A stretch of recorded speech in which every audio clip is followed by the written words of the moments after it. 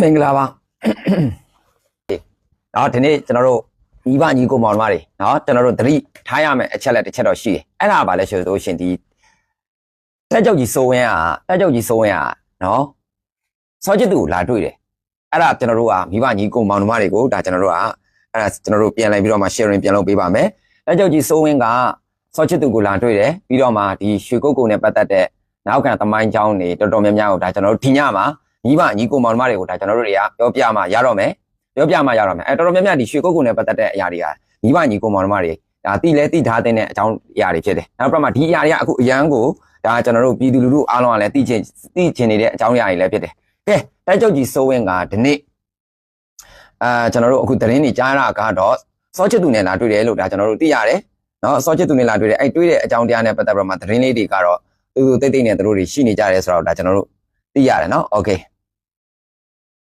အဲ့ဒါနဲ့ပတ်သက်ပြီးတော့မှဒါကျွန်တော်တို့တွေဒီဟိုလုပ်ပေးပါမယ်ကဲမိဘညီကိုမောင်နှမတွေယနေ့တော့ဒီကျွန်တော်တို့ဒီစကားစပတ်ကနေပြီးတော့မှဒုစစ်ခေါင်းဆောင်စိုးဝင်းကိုယ်တိုင်ဖအံကိုလာရောက်တွေ့ဆုံနေဆိုတဲ့သတင်းတွေဒါကျွန်တော်တို့ကျွန်တော်တို့တွေ့ရပါတယ်အဲ့တော့ဘယ်သူနဲ့လာတွေ့တယ်လဲဆိုလို့ရှိရင်ကျွန်တော်စောချစ်သူနဲ့လာတွေ့တယ်လို့ပဲဒါကျွန်တော်တို့ပြောလို့ရပါတယ်เนาะစောချစ်သူနဲ့ဒါဖအံကိုလာတွေ့တယ်အဲ့တော့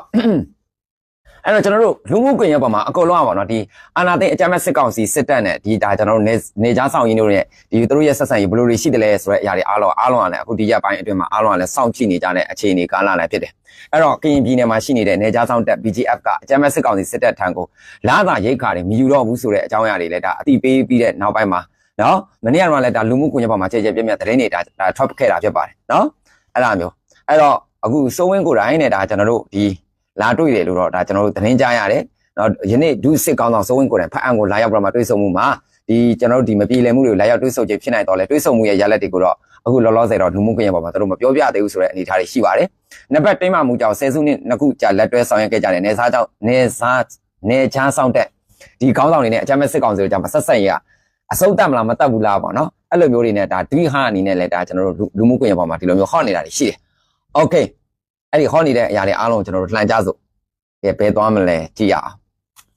ကဲကျွန်တော်တို့ကရင်ပြည်နယ်မှာဒီကျွန်တော်တို့အခုဒီအရာတွေအားလုံးပေါ်လာတဲ့အကြောင်းအရာတွေကိုဒါကျွန်တော်တို့ပြန်ပြီးတော့မှလိုက်မှရတော့မယ်เนาะလိုက်မယ်โอเคဟုတ်ပြီကဲအားလုံးပြောမယ်ဆိုလို့ရှိရင်တော့10လပိုင်း29ရက်နေ့เนาะ10လပိုင်း29ရက်နေ့စစ်စင်ရေးကတော်ကိုလှုပ်ခတ်သွားတယ်လို့ပဲဒါကျွန်တော်တို့ပြောရမယ်เนาะအဲ့တော့မိဘညီကိုမောင်နှမတွေအကုန်လုံးအကြောင်းအကျိုးဆက်ရှိအောင်တော့ဒါကျွန်တော်ပြောရမယ်เนาะအဲ့တော့10လပိုင်း29ရက်နေ့စစ်စင်ရေးကြောင်းရှမ်းပြည်နယ်မှာကြားပြန့်ကိုင်းတွေအထိနာနေတဲ့အချိန်မှာเนาะရှမ်းပြည်နယ်မှာ10လပိုင်း29ရက်နေ့မှာ10လပိုင်း29ရက်နေ့မှာရှမ်းပြည်နယ်မှာเนาะဒီကျွန်တော်တို့ဒီကြားပြန့်ကိုင်းတွေအထိနာနေတဲ့အချိန်အတွင်းမှာပဲเนาะဒီကျွန်တော်တို့ဒီထိုင်းနိုင်ငံမှာဆိုလို့ရှိရင်လည်းကင်ပြည်နယ်အခြေစိုက်အလားတူခိုင်းတွေကိုရှင်းပေးဖို့အတွက်အကြမ်းမဲ့စစ်ကောင်စီနဲ့ပတ်သက်ပြီးတော့လာရောက်တောင်းဆိုမှုတွေဒါတောင်းလျှောက်ဆိုလို့ဒါတွေ့ရပါတယ်အဲ့တော့ကျွန်တော်မြန်မာနဲ့ဒီကျွန်တော်ထိုင်းနယ်ဆက်ကရင်ပြည်နယ်မြောက်ရီမြို့မှာဆိုလို့ရှိရင်တော့ကြားပြန့်လုပ်ငန်း online လောင်းကစားငွေလိုင်းကိုင်းတွေဖြိုခွင်းပေးဖို့အတွက်အကြမ်းမဲ့စစ်ကောင်စီကိုထိုင်းစစ်တပ်အဆင့်မြင့်အရာရှိတွေကလာတွေ့ခဲ့တာကိုဒါကျွန်တော်တွေ့ရပါတယ်အဲ့တော့ထိုင်းနိုင်ငံမှာရှိနေတဲ့အဆင့်မြင့်လာတွေ့တဲ့ဟာတွေကထိုင်းဘရင်ဟိုပါပေါ့နော်တကယ်တော်ဝင်တက်တွေပုံစံအဲ့အနေထားတွေနဲ့လာတွေ့တဲ့အနေထားမျိုးဒါကျွန်တော်တွေ့ရတယ်အဲ့တော့မြောက်ရီမှာအခြေစိုက်နေတဲ့ဒီကျွန်တော်တို့ကြားပြန့်ကိုင်းနော်ကြားပြကိုင်းနှိမ်နှင်းရေးပေါ့နော်နှိမ်နှင်းရေးအတွက်ထိုင်းစစ်တပ်ကထိုင်းမှာတကယ်အရေးပါအရာရောက်တဲ့ထိုင်းစစ်တပ်ကနော်ထိုင်းစစ်တပ်ကနေပြီးတော့မှဘရင်တက်မတော်တဲ့နော်တောင်းတမဟုတ်ဘူးအကြမ်းဖက်စစ်ကောင်စီမရောက်လာတွေ့တာထိုင်းစစ်တပ်ဘရင်တက်မတော်ပူပေါင်းစစ်စေညွှန်ကြားမှုဒုတိယဗိုလ်ချုပ်ကြီးချက်ကပေါင်းနောက်ပြီးတော့မှဂျမ်ပပန်ဥဆောင်တဲ့အဆင့်မြင့်အရာရှိတွေကဘယ်ထိလာတွေ့ရလဲဆိုလို့ရှိရင်နေပြည်တော်ထိကိုလာတွေ့ပြီးတော့မှအကြမ်းဖက်စစ်ကောင်စီနဲ့ဆွေးနွေးခဲ့တာဖြစ်ပါတယ်နော်ထိုင်းမှာရှိနေတဲ့တကယ်ဘရင်တက်မတော်ပူပေါင်းစစ်စင်ရေးညွှန်ကြားရေးမှုဒုတိယဗိုလ်ချုပ်ကြီးဂျက်ကပေါင်းဂျပန်ဥဆောင်တဲ့အဆင့်မြင့်အရာရှိတွေကနေပြည်တော်ကိုတွားပြီးတော့မှ ဒါလာရောက်ပြီးတော့မှအကြမ်းဖက်စစ်ကောင်စီနဲ့ဆွေးနွေးတာတွေဖြစ်ပါတယ်အဲ့တော့အကြမ်းဖက်စစ်ကောင်စီခေါင်းဆောင်ဒီကျွန်တော်တို့ဒီဗိုလ်ချုပ်မင်းအောင်လှိုင်နဲ့နောက်ထိုင်းစစ်ဗိုလ်ချုပ်ကြီးတို့ကသူတို့ရဲ့တွေးဆုံမှုတို့ကဘယ်အတွက်ကိုအဓိကတွေးဆုံကြတာလဲဆိုတော့ဒီမြောက်ရီမြို့နဲ့အနီး10မိုင်လောက်ပဲကွာမှတယ်နော်10မိုင်လောက်ဝန်းကျင်လောက်မှာရှိနေတဲ့အဲ့ online လောင်းကစားကိစ္စတွေငွေချင်းလိမ်လည်မှုတွေနှစ်နိုင်ငံပူးပေါင်းဆောင်ရွက်ရေးတွေဒီဟာတွေကိုတိုက်ဖြတ်ဖို့အတွက်ဒါဒီဟာကိစ္စတွေသူတို့လာပြီးတော့တွေ့တာတဲ့အဲ့ဒါနဲ့အကြမ်းဖက်စစ်ကောင်စီဘက်ကလည်းအဲ့ဒါကိုသူတို့ထုတ်ပြန်ထားတာကိုတွေ့ရတယ်အဲ့တော့ထိုင်းစစ်တပ်ရဲ့တောင်းဆိုမှုတွေကိုထိုင်းမြောက်ပိုင်းတရုတ်နယ်စပ်မှာရှိနေတဲ့လောက်ကင်ဘက်မှာရှိနေတဲ့ကြားပြန်ခိုင်းတွေရဲ့ PR ပေါင်းစုံရင်ဆိုင်နေရတဲ့အကြမ်းဖက်စစ်ကောင်စီဘက်ကတော့ခေါင်းကန်စရာ PR တွေဖြစ်လာတယ်နော်အဲ့တော့အကြမ်းဖက်စစ်ကောင်အချက်ရိုက်လာတာပေါ့ပြောရမယ်ဆိုလို့ရှိရင်အချက်ရိုက်လာတယ်โอเคအဲ့တော့တရုတ်နယ်စပ်ရှမ်းပြည်နယ်အတွင်းမှာကြားပြန်ခိုင်းတွေမြောက်ပိုင်းမဟာမိတ်အဖွဲ့တွေကလည်း10လပိုင်း29ရက်နေ့မှာစစ်စင်ရေးကြောင့်အထိနာနေတဲ့အချိန်တွင်းမှာပဲကရင်ပြည်နယ်အတွင်းမှာအလားတူအဲ့ကိစ္စတွေကိုင်တော်ဖို့အတွက်ထိုင်းရလာတောင်းဆိုခြင်းဖြစ်ပါတယ်အဲ့ဒါကြောင့်ကျွန်တော်တို့ကလာမယ်အရင်ဆုံးမြောက်ပိုင်းကိုရှင်းမယ်ပြီးလို့ရှိရင်ကရင်ပြည်နယ်ကိုလာမယ်ကရင်ပြည်နယ်ကိုလာမယ်လို့နော်အခုကရင်ပြည်နယ်မှာအဲ့ဒီရွှေကုတ်ကိုမှာလေရွှေကုတ်ကိုမှာ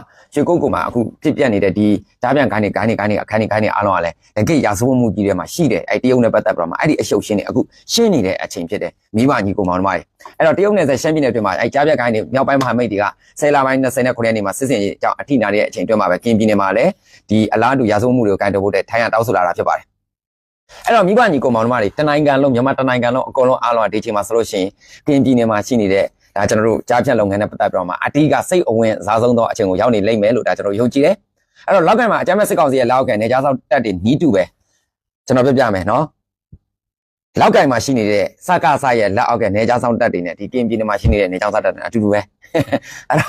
အဲ့ဒါအတူတူပဲနော်အဲ့တော့လောက်ကန်မှာအကြမ်းဖက်စစ်ကောင်စီရဲ့လက်အောက်ကနေကြားဆောင်တက်နီးတူဒီအခုကျွန်တော်တို့ကင်ပြည်နယ်မှာရှိနေတဲ့စစ်ကောင်စီရဲ့လောက်ကန်နေကြားဆောင်တက်တွေကလည်းမြောက်လူမျိုးမှာကြားဖြတ်လုပ်ငန်းတွေလောက်ကန်နေတယ်ပြီးတော့နိုင်ငံတကာအစိုးရတွေရဲ့ဆွဆွဲမှုတွေနဲ့လည်းဒါအခုလက်တလုံးမှာရင်ဆိုင်နေရတယ်ကဲဇလန်းနေရစမယ်2020လောက်ကိုပြန်သွားမယ်2020လောက်ကိုမသွားခင်မှာကျွန်တော်ဒီနေ့လေးမှာတစ်ချက်ကျွန်တော်တို့ကပြန်ပြောချင်တယ်ဦးသိန်းစိန်အစိုးရလက်ထက်ကနေစပြီးတော့မှကျွန်တော်တို့ဒီစောချစ်သူတို့ကနေပြီးတော့မှနေရာရလာတာဖြစ်တယ်အဲ့ဒီကနေမှတောက်လျှောက်အများကြီးတို့ဒီချားဖြတ်လုပ်ငန်းတွေရွှေကုတ်ကိုတိမြို့တိစီမံကိန်းတွေအဲ့ဒါနေနဲ့အကုန်လုံးအများကြီးပေါ်လာပြီးတဲ့နောက်ပိုင်းမှာဒီနေ့ဒီအချိန်လိုတွေဖြစ်လာတာပဲကဲအဲ့တော့ကျွန်တော်2020လောက်ကိုကျွန်တော်ပြန်သွားလောက်2020ခုနှစ်လောက်မှာဒီဇင်ဘာပေါ့နော်ဒီဇင်ဘာလောက်မှာဒီကျွန်တော်တို့အခုအကြမ်းဖက်စစ်ကောင်စီစစ်တပ်ဖြစ်လာတဲ့အကြမ်းဖက်စစ်ကောင်စီစစ်တပ်ကကရင် BGF ခေါင်းဆောင်တွေကိုစီးပွားရေးလုပ်ကိုင်မယ်ဆိုလို့ရှိရင်တော့တက်ကနေပြီးတော့မှမင်းတို့တဲ့ဒီထွက်ဖို့အတွက် PR ပေးခဲ့တာတွေတော့ရှိခဲ့ဘူးတယ်လို့ဒါကျွန်တော်တို့အတန်လေးတွေတစုံတစတော့ကြားရတယ်ကြားခဲ့ဘူးတယ်အဲ့တော့ဇန်နဝါရီလမှာ BGF ထိပ်ပိုင်းနဲ့အလဲပိုင်းခေါင်းဆောင်တွေ100လောက်ကနေပြီးတော့မှထွက်စာတွေတင်ဖို့အတွက်လုံတော်ညာလဲပဲနော်အာနာသိမ့်မှုအတွက်အစီအစဉ်ရှိနေတဲ့အကြမ်းဖက်စစ်ကောင်စီတွေဘက်ကကြတော့ရက်နီးကပ်လွန်လာဖြစ်တဲ့အတွက်ကြောင့်မို့လို့မင်းတို့ဒီ BGF ဒီထိုင်းဒီ BGF အဖွဲ့ထိပ်ပိုင်းခေါင်းဆောင်တွေနော်တော်တော်များများတို့မင်းတို့မထွက်သိမ်းတဲ့အောင်ဆိုတော့မှပြန်လဲပြီးတော့မှစီယုံပြီးတော့မှပြန်လဲပြီးတော့မှခေါ်ခဲ့တယ်လို့ဒါကျွန်တော်သိရတယ်အဲ့ဒါ2020လောက်မှာတဲ့နော်အာနာသိမ့်ပြီးတဲ့နောက်ပိုင်းမှာရန်သူတွေကလည်းအယမ်းများလာတဲ့အတွက်ကြောင့်အကြမ်းဖက်စစ်ကောင်စီအတွက်ဒီကျွန်တော်တို့ဒီစောချစ်သူဦးဆောင်တဲ့ BGF အဖွဲ့ကအကူရတဲ့အင်အားစုတစုအနေနဲ့ဒါဖြစ်ခဲ့တယ်နော်ဖြစ်ခဲ့တယ်အဲ့တော့မြောက်ရီမြို့မြောက်ဘက်10မိုင်ခန့်မှာပဲရှိနေတဲ့ရွှေကုတ်ကိုမြို့တဲ့ဟာကရင်ကျွန်တော်တို့ BGF စောချစ်သူစိုးမိုးတဲ့နေမြေဖြစ်တယ်နောက်ပြီးတော့မှဒီကြားပြတ်ကိုင်းလုပ်ငန်းတွေကိုအတိကလောက်ကန်ပြီးတော့မှအဲ့ဒီကြားပြတ်ကိုင်းတွေကကဘာတိအောင်ကိုဒါကျွန်တော်တို့ထင်ရှားခဲ့တဲ့နေရာဖြစ်တယ်အဲ့ဒီမှာဆိုလို့ရှိရင် KK Pad အမည်ရှိတဲ့နေရာလည်းရှိတယ်တော်တော်လေးထင်ရှားတယ်နော်အဲ့တော့အဲ့ဒီမှာဘာတွေလဲဆိုလို့ရှိရင်နိုင်ငံတကာမှာအလောက်ကန်ရှာဖွေနေတဲ့သူတွေကိုကျွန်းပြူနှိမ့်ဆက်တဲ့ခိုင်းတွေအခြေစိုက်တဲ့ KK Pad ဖြစ်တယ်ပြီးတော့ရွှေကုတ်ကိုမြို့တဲ့တို့ကမြောက်ရီမြို့ရဲ့တစ်ဖက်တစ်ချက်မှာလည်းရှိတယ်အဲ့ဒီမှာလောင်းကစားရုံတွေရှိတယ်အလောက်အကန်ရှာဖွေနေတဲ့သူတွေရှိတယ်ပြီးတော့နေဆက်ဖြတ်ကျော်ပြီးတော့မှဒါလွယ်ကူစွာနဲ့ဝင်ရောက်လောက်ကန်ကြတဲ့နေရာလည်းဖြစ်တယ်နော်အဲ့တော့အဲ့မှာကျွန်းပြူနှိမ့်ဆက်ခံရတဲ့သူတွေလည်းရှိတယ်အဲ့တော့တော်တော်များများတော့ဒီသတင်းကတော့ထွက်နေတာတော့ဒါကျွန်တော်တို့နိုင်ငံတကာမှာလည်းထွက်နေတာလည်းတော်တော်လေးကြာပြီနော်โอเคအဲ့လိုမျိုးသတင်းတွေထွက်ပေါ်လာပြီးတဲ့နောက်ပိုင်းမှာတဖြည်းဖြည်းနဲ့တိရိလင်္ကာနိုင်ငံသားတွေ56ဦးလည်းမြောက်ဒီမှာရှိနေတဲ့ကြားဖြတ်ခိုင်းထဲမှာရှိနေတယ်ဆိုတဲ့အကြောင်းတွေတိရိမင်္ဂလာဝန်ကြီးဌာနကလည်း2023ဒီဇင်ဘာလ22ရက်နေ့ဝန်းကျင်လောက်မှာဒါဖော်ပြခဲ့တာဖြစ်တယ်အဲ့ဒီသတင်းတွေထွက်ပေါ်ပြီးတဲ့နောက်ပိုင်းမှာမလေးရှားနိုင်ငံသား53ယောက်ကလည်းမြောက်ဒီမှာအလားတူပဲအဲ့လိုမျိုးဖြစ်ရမျိုးတွေနဲ့ရင်ဆိုင်နေရတဲ့အပြင်မလေးရှားနိုင်ငံကလူသားချင်းစာနာမှုဆိုင်ရာ MHO က2022အောက်တိုဘာလမှာလည်းဒါကျွန်တော်တို့ကြီးညာခဲ့တဲ့ဖြစ်စဉ်တွေဒါကျွန်တော်တို့ရှိခဲ့ဘူးလေလို့ဒါကျွန်တော်သိရတယ်ပြီးတော့အဲ့ဒီကြားပြန်ခိုင်းထဲမှာအိန္ဒိယနိုင်ငံသားကွန်ပျူတာနည်းပညာအင်မတန်မှကျွမ်းတဲ့အယောက်300ခန့်ကိုဖမ်းဆီးပြီးတော့မှကြားပြန် online ရာဇဝတ်မှုတွေခိုင်းစေပြီးတော့မှရိုက်နှိပ်စက်တာတွေရှိခဲ့တယ်လို့လည်းအိန္ဒိယသတင်းဌာန The Time of အိန္ဒိယက2022စက်တင်ဘာလအတွင်းမှာရေးသားဖော်ပြထားတဲ့အချက်တွေလည်းဒါကျွန်တော်တို့ရှိခဲ့ဘူးတယ်အဲ့တော့အမှန်တိုင်းပြောရမယ်ဆိုလို့ရှိရင်တော့မြောက်ရီမျိုးကဘာဖြစ်နေရလဲဆိုလို့ရှိရင်နော်မြောက်ရီမျိုးကဘာဖြစ်နေရလဲဆိုလို့ရှိရင် နိုင်ငံတကာကြာစိုးမှုတွေနဲ့ပြည့်ရှိနေတဲ့မြောက်ရီမျိုးဖြစ်နေတာမြောက်ရီမျိုးကနော်အဲ့ဒါသတိထားအဲ့တော့မြောက်ရီမျိုးကနိုင်ငံတကာကြာစိုးမှုတွေရှိနေတဲ့မြန်မာထိုင်းနယ်ဆက်ဖြစ်နေတယ်အဲ့တော့မြန်မာထိုင်းနယ်ဆက်တောင်ရင်မြစ်ပြီးမှရွှေကုတ်ကိုမျိုးသစ်စီမံကိန်းကတော့ဒါကျွန်တော်တို့မြေဧက3000ဝန်းကျင်ကျပြန့်တယ်နော်အခုအရန်ပြည်သူလူထုသိကျင်တဲ့ရွှေကုတ်ကိုဆိုတာမြေဧက3000ဝန်းကျင်ကျပြန့်တယ်နော်အမေရိကန်ဒေါ်လာအပြည့်15ဘီလီယံတန်ကြီးရှိတယ်15ဘီလီယံလောက်တန်ဖိုးရှိတယ်အဲ့ဒီစီမံကိန်းကိုရထိုက်နိုင်ငံတကာဥပိုင်နော်ရထိုက်တယ်နော်ဒါကျွန်တော်ဘူးတူတာပြောပြနော်ရထိုက်နိုင်ငံတကာဥပိုင်လုပ်ငန်းနဲ့ဘုံမူကြီးစောချစ်သူဥဆောင်တဲ့ကရင်ပြည်နယ်နယ်ကြားဆောင်တပ်တို့ကနေမှထူထောင်ထားတဲ့ချင်းလင်းမြိုင်ကုမ္ပဏီတို့ပူးပေါင်းပြီးတော့မှလုပ်ကိုင်နေကြတာဖြစ်ပါတယ်အဲ့တော့ဒီကျွန်တော်တို့ဒီဘုံမူကြီးစောချစ်သူတို့ဒီမိုကရက်တစ်ကရင်ဗုဒ္ဓဘာသာတက်မတော် DKP ကနေခွဲထက်ပြီးတော့မှစစ်ဗိုလ်ချုပ်တွေထံတစ္ဆာခံပြီးတော့မှစစ်ဗိုလ်ချုပ်ဆိုတာအခုအကြမ်းမဲ့စစ်ကောင်စီကိုပြောနေတာနော်အရင်တော့စစ်ဗိုလ်ချုပ်ပေါ့အခုတော့အကြမ်းမဲ့စစ်ကောင်စီတွေပေါ့အကြမ်းမဲ့စစ်ကောင်စီတွေကမှတစ္ဆာခံပြီးတော့မှနေကြားဆောင်တက်တွေဖြစ်လာတာနော်အဲ့တော့ဒီကိစ္စတွေလုပ်ခဲ့တယ်ဆိုတာလေးတလားမိဘညီကိုမောင်တို့များမနေ့တနေ့မှမဟုတ်ဦးသိန်းစိန်လက်ထက်ကလေးကလောက်လာအဲ့ဒီဦးသိန်းစိန်လက်ထက်ကနေလုပ်ခဲ့တဲ့အရာကြီးအခုဒီနေ့ဒီချိန်ကြီးဖြစ်နေတာအဲ့ဒါကြောင့်ဒီဟာကြီးဖြစ်ပေါ်လာလို့ပြည်သူမိဘညီကိုမောင်တို့တွေအုံနောက်ချမသွားစေနဲ့ကျွန်တော်တို့ဒီဟာလေးတွေအားလုံးကိုပြန်ပြီးတော့မှ